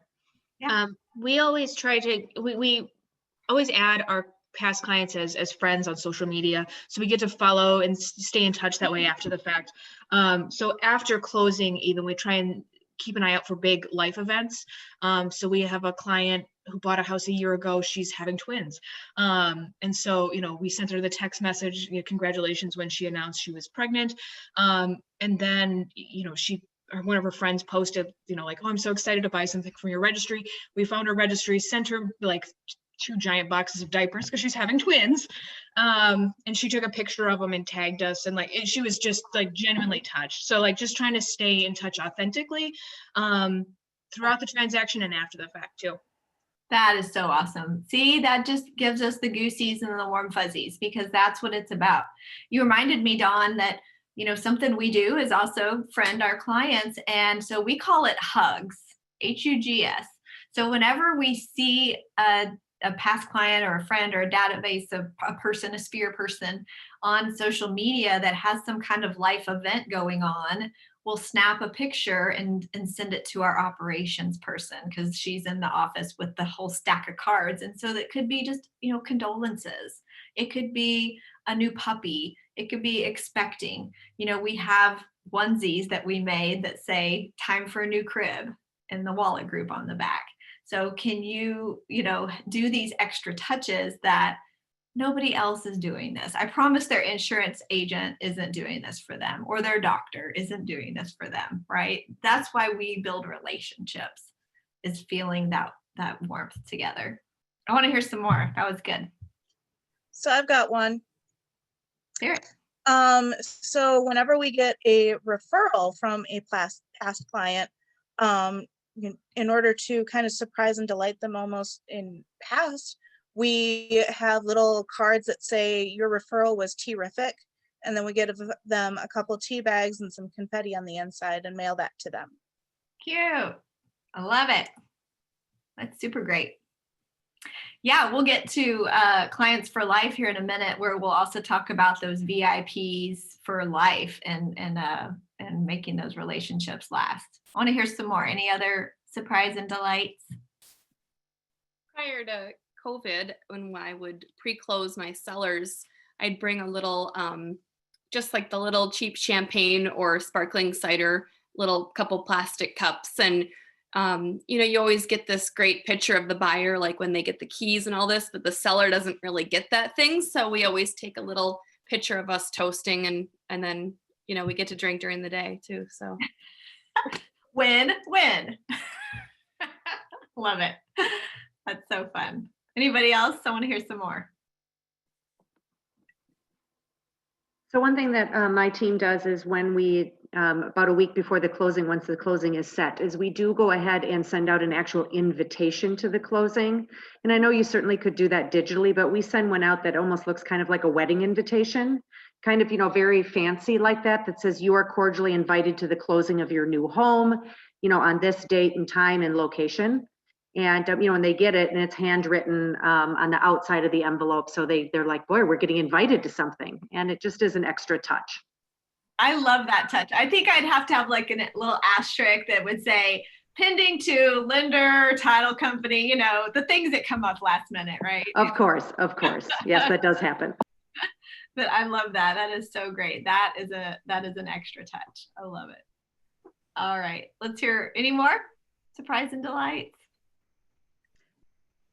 Our team gives boxes. So logistically, it can be kind of crazy, but they love it. And it's like, okay. I forgot to add that with our little packet, we send 5 moving boxes. Now, some people, they go all crazy and they get them logoed, and you don't even need to do that, right? Lowe's and Home Depot have very affordable, medium-sized boxes, and it's the idea and the thought that matters, right, Shelley? Yeah. And you're solidifying the fact that they actually need to move. Like, right? get started. It's time to pack. Don't wait till the last minute. Well, and if you have the logoed packing tape too, that kind of covers that. Jenny, where, if you know this answer, where are you getting your welcome home signs from? Do you have a local sign company that makes those, or? Those letters, actually, and I've been teaching this for a while, so Laura, do you use them? I know lots of people just Google online, go to Amazon and put in corrugated letter signs, and you can find all kinds, especially with COVID, they became really popular for like birthdays and stuff too. So I think you can find some good ones online. Hey, another quick tip for a swag bag or a swag box type situation is to get stickers with your logo on it. So our executive assistant ordered a big box of our logo stickers, a nice little circle, and we can just put those on inexpensive brown bags or on boxes or anything we want. So that's really easy. Yeah, that's a great idea. Super great.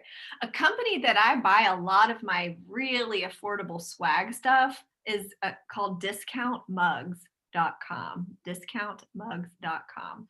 I got that from my sister. She's a business owner in town, and she orders, pens and cups and mugs and things. And I mean, it's really plug and play. I can create things inside of there. So anyone can, but. I heard for all the pet lovers that are out there to take like a cellophane bag and put a little bit of doggy biscuits in there, because some people, their dogs are their babies. And it's just a thing, and you can keep it in the car all the time. You don't have to worry about the heat or the cold. Judy, I've heard that before when I was teaching out in California. I think California people are really into their dogs. So that was a big deal. So that's a great idea. I love the pets for sure. And it seems to come up if they have a pet. Yeah. Showing their home, somehow it comes up. So you know whether to give it a gift or not. Yeah. So Dawn says, that's how the guy who built our fence beat out his competition. He brought dog treats to the appointment. I mean, you guys, I wrote down the dog's name and I got a big listing. I mean, it's that simple. Know what matters to your client, right? Like, even if you're not a dog person. Awesome. Well, let's get going on. Jenny, one thing we've never done this. I heard it at a convention or I heard it somewhere, and I've always wanted to look into it. But when there's like the loan commitment or maybe the inspection passes, they sent flowers, or they sent like a edible arrangement, or they sent something to their work. Yeah. And then everyone at their work, which could be tricky now, but everyone at their work is like, oh, what's that? And then they say, my realtor sent me this, we just got loan commitment. And then it's a way to them to say, well, my realtor didn't do that. Or, it's just a good way to pass that along to everyone that they work with. I love that. That's a great idea for sure. Yeah, I mean, because we want to reward the behavior, which is coming up here in this next section. So we'll talk about that right now. Sustaining the relationship. So all the things that we've done so far, the setting, the serving, surveying, and surpassing are leading up to a relationship beyond closing day, right? You guys know that this isn't just a one and done deal. I have no plan B. I've done this for 20 years. Like, I'm not going to go get a real job if this doesn't work out for me. So I want to be the best I can be every single day and have repeat referral business, because that's easier to convert. It's more fun and I love it. So why wouldn't I do that? So how I do that is by sustaining the relationship. And this is everything we just talked about, staying top of mind. Well, it's friending them on Facebook and being a real friend and paying attention to their life events as they happen. In real estate, we get to help people through some of the most joyous occasions. in their life. And then sometimes it's the saddest and the hardest time.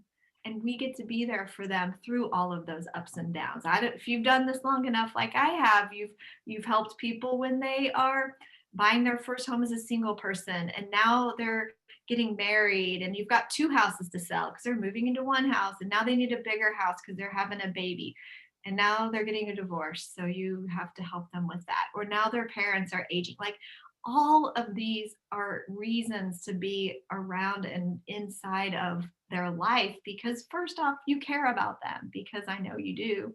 And secondly, they trust you and you trust them. So they can call you and feel comfortable when that not so great event comes along that they need your help with. So something that we realized is we got to get real clear on what we call our VIP group, our raving fans. You know, who are the people that are already in your database that you have relationships with over the years? Maybe they're a past client, maybe they haven't been a client yet, but they always pass your name along to others. They're always your cheerleader. They are just what we call our raving fans. We call them our rock stars. So we defined them. So a couple years ago, we actually read a book called Monster Loyalty. And it was a book written about Lady Gaga, of all people. And if you read into her story at all, she's really great at having her fans and knowing her fans and playing to her fans. And they're actually called little monsters. They have names. And so people are proud to be a little monster. So who are your people that are your raving fans? We found that it was about 1% of our Met database when we first got real clear about it. So say we had 1,000 people in our database, we whittled it down and thought about who's shared referrals with us. And this means you may have to go through your past clients and your friend list to think real purposely about this and define them and tag them differently. So that if you knew that, you know, maybe you're just going to have a little mini event, and this event's only going to be for those top core advocates that you just always know who they are. It just takes clicking a button inside of your CRM to pull that list and have them filtered. I mean, this is what we used to do last year when we did events in person. Is some of the events we just didn't have the space to invite the whole database. So we just have it for what we call our rock stars. And then you can love on them extra because it's easy because you could pull them out. So we came up with a whole plan. I think I have a link here if it plays. Yeah, here you go. So I updated this recently.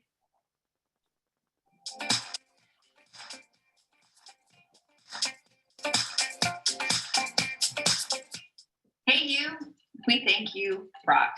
Hey, I'm Jennie Wolek with the Wolek Group, and we are just so grateful for you. Thank you for being a Wolek Group Rockstar. You have been selected to be a part of our exclusive Rockstar program because you are a valuable partner in our business and in our lives. Therefore, we'd like to reward you for helping grow our business by allowing us to help you or your family or friends with all of their real estate needs. We've created our Rockstar program to shower you with exclusive offers, events, and giveaways. We truly want to show you how much your support and referrals mean to our business. We'd like to invite you to join our closed private Facebook group.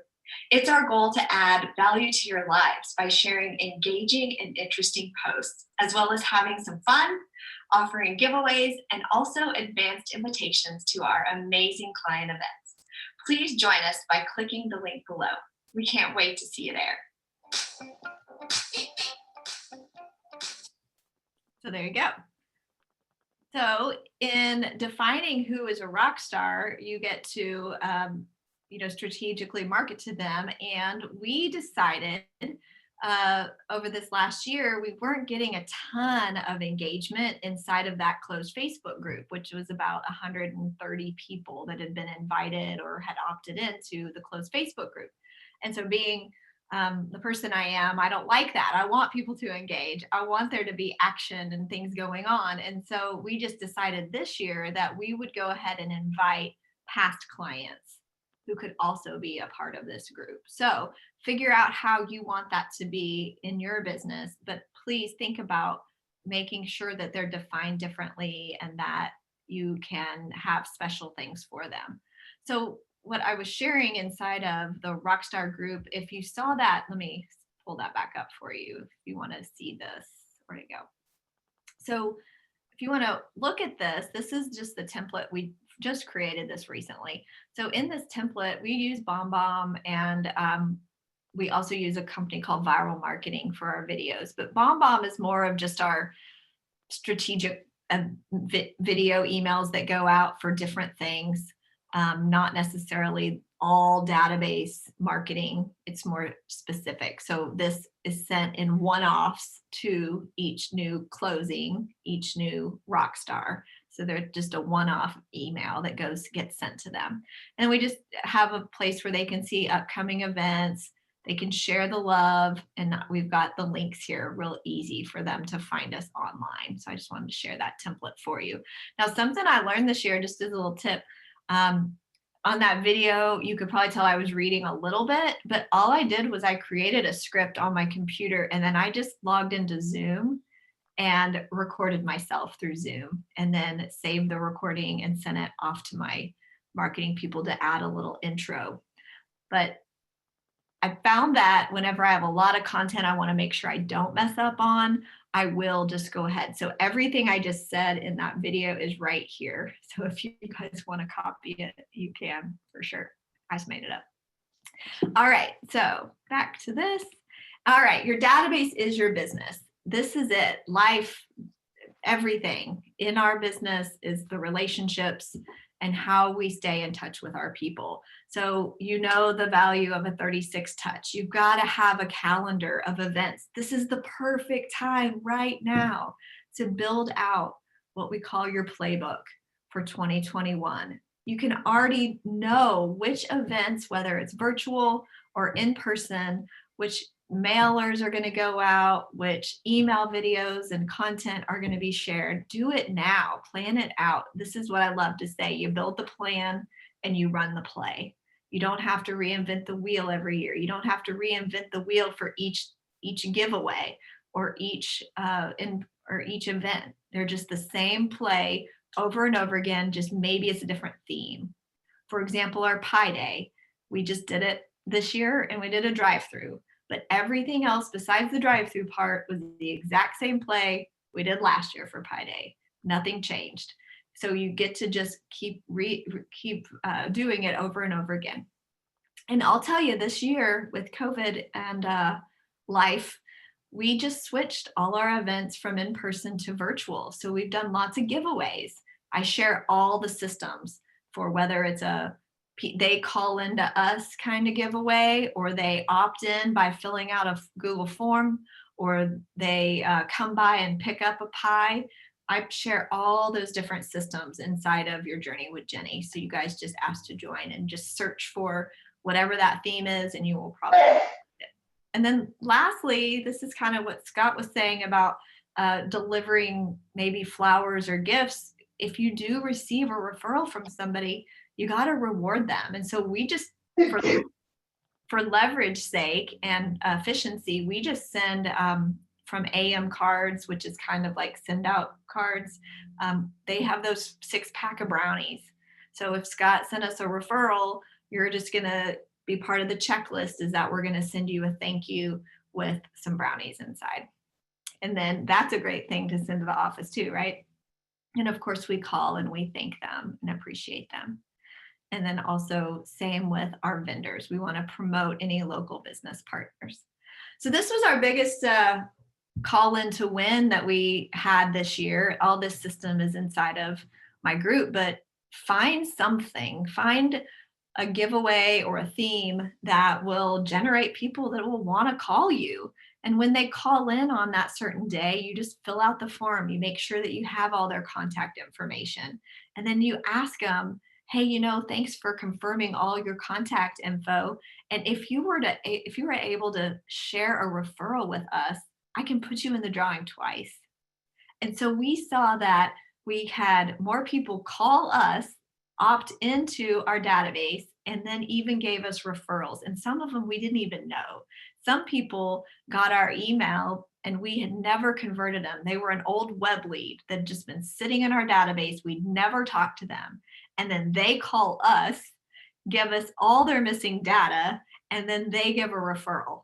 I mean, that is awesome, right? So be really purposeful about getting creative in how you're going to be adding new people into your database. And the most important thing is to be referable.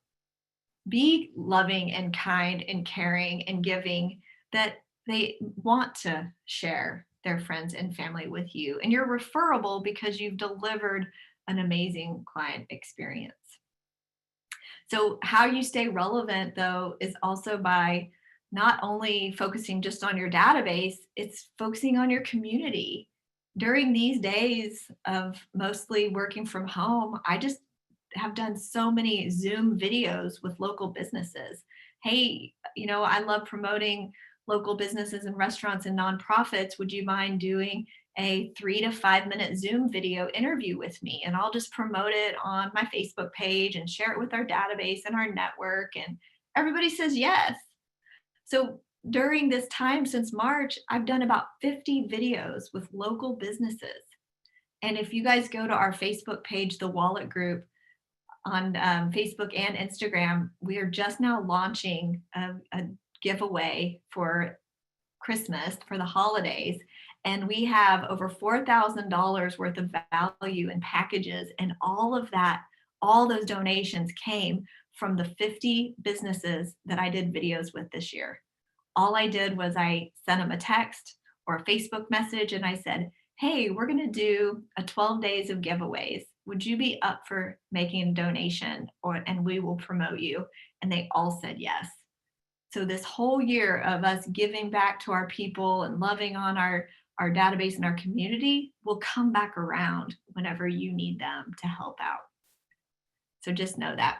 Here's just some fun different marketing pieces and videos, and I'll share this link so you guys can click on them later. And oops. Let's see.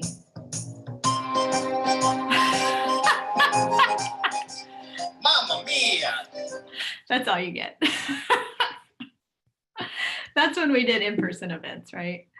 Let's see if I can get this here. All right, so that's all my talking for right now, and we are to the end of our time. So I want to hear some ahas from sustaining the relationship and just in general, any things that you want to implement.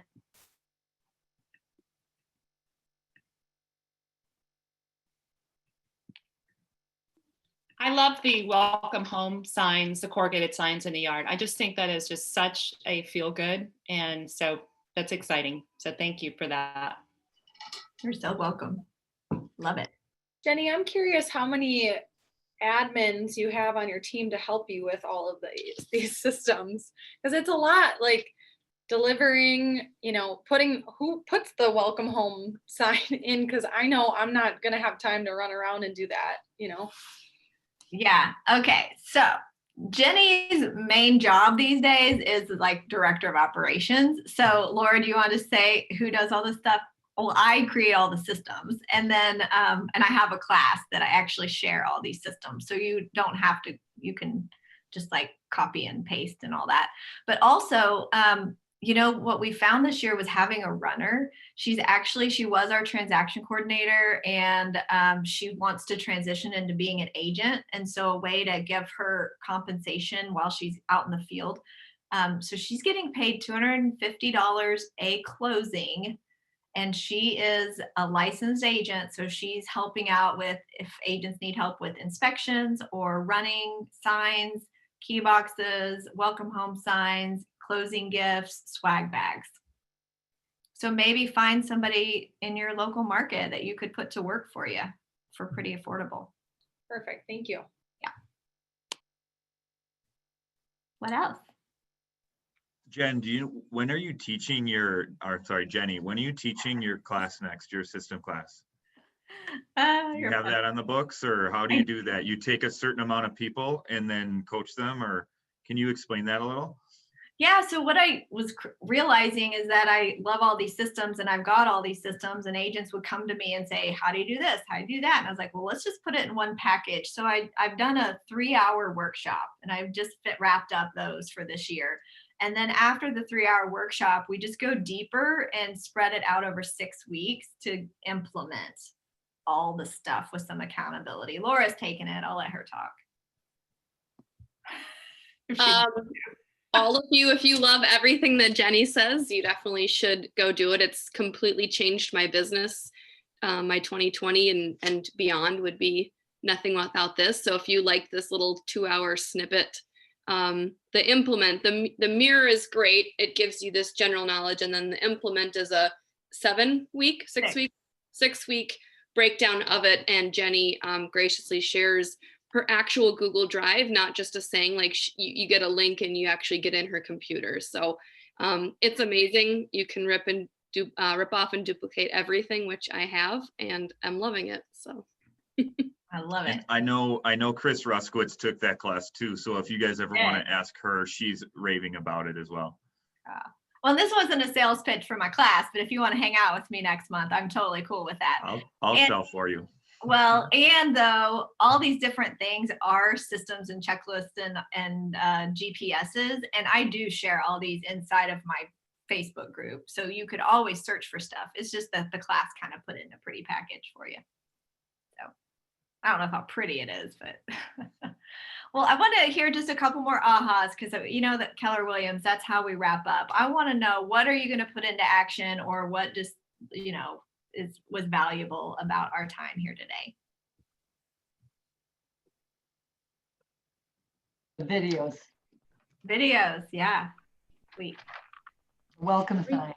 Revisiting our like pre-appointment, our big event videos, and just making them a little cleaner. And then also like swag bags. We don't do swag bags. Yeah, love it. Awesome. I love it. Love it. Love it. That's my goal. You guys are letting me live my purpose and my passion. So thanks for letting me share. We've been messaging on Discord with our team and just all these ideas, and it's fun to see them excited about things too. And one thing Jeremy mentioned was Sarah's idea around the formal wedding invite type for closing. Like, that's just a cool idea. And Renee on our team has really, really good handwriting. And I think it's just something really simple that can like just impress. You know, it doesn't take a lot in addition to impress, but that's just something that they can talk about, think about, and, you know, just little pieces like that throughout the transaction is going to blow them away. And here's the thing, I don't want you to do this because I think I know you, because I am you. You take this and you go, oh my gosh, there's so many things I want to implement. And then you get into overwhelm and you don't do anything. So really right now, as soon as we turn off the Zoom, write down just the top few that you're going to focus on and just put the others aside. I'm serious. Just focus on one thing that's easy to implement. I was totally reading your mind, Jennie, as a team leader, and also the 5 S's, right? We can put that in place for our market center. It's exactly the same. But I was thinking to myself from the agent perspective, imagine if you just picked one in each area, like one, you know, meaning 5 things you're going to implement in 2021 to up your game in all 5 S's. That would be a huge win. Yes, yes, yes. I got goosies. That makes me so excited. I love it. Well, I love it. Scott, are we done? What do you guys want to do? It's been so we are done, which is awesome. And then I think if either Allison or Abby or Mia, someone who set this up, we are having a private mastermind for the ALCs, the Agent Leadership Councils, as a extra bonus, that just a smaller group asking questions. Is that, I believe that's a different link. It is. Am I correct in that? You are correct. Yeah, and Okay. it's actually already started. It's Okay. a separate link. Okay. So we will hop on that, Jennie, if you can time travel over to that. And thank you so much for this. This is perfect timing to plan out next year and everything that we are, that we're thinking, and is just like, this is what's going to set us apart. So Jennie, one quick question. Yeah. When you send all that to Scott, will you also be able to include your videos? Is that possible? Especially the rock one. Oh yeah, so that was a link inside of the Google document. So you'll be able to click it and see it. Wonderful. You do a great job. This has been awesome. Thank you, Judy. Appreciate you. Awesome. Well, if somebody wants to send me the next Zoom link, I'll hop over there. Okay. Thanks, Abby. Sounds good. Thank you. See you All soon. right. Thanks, Bye, guys, for everybody. hanging out with me. Bye.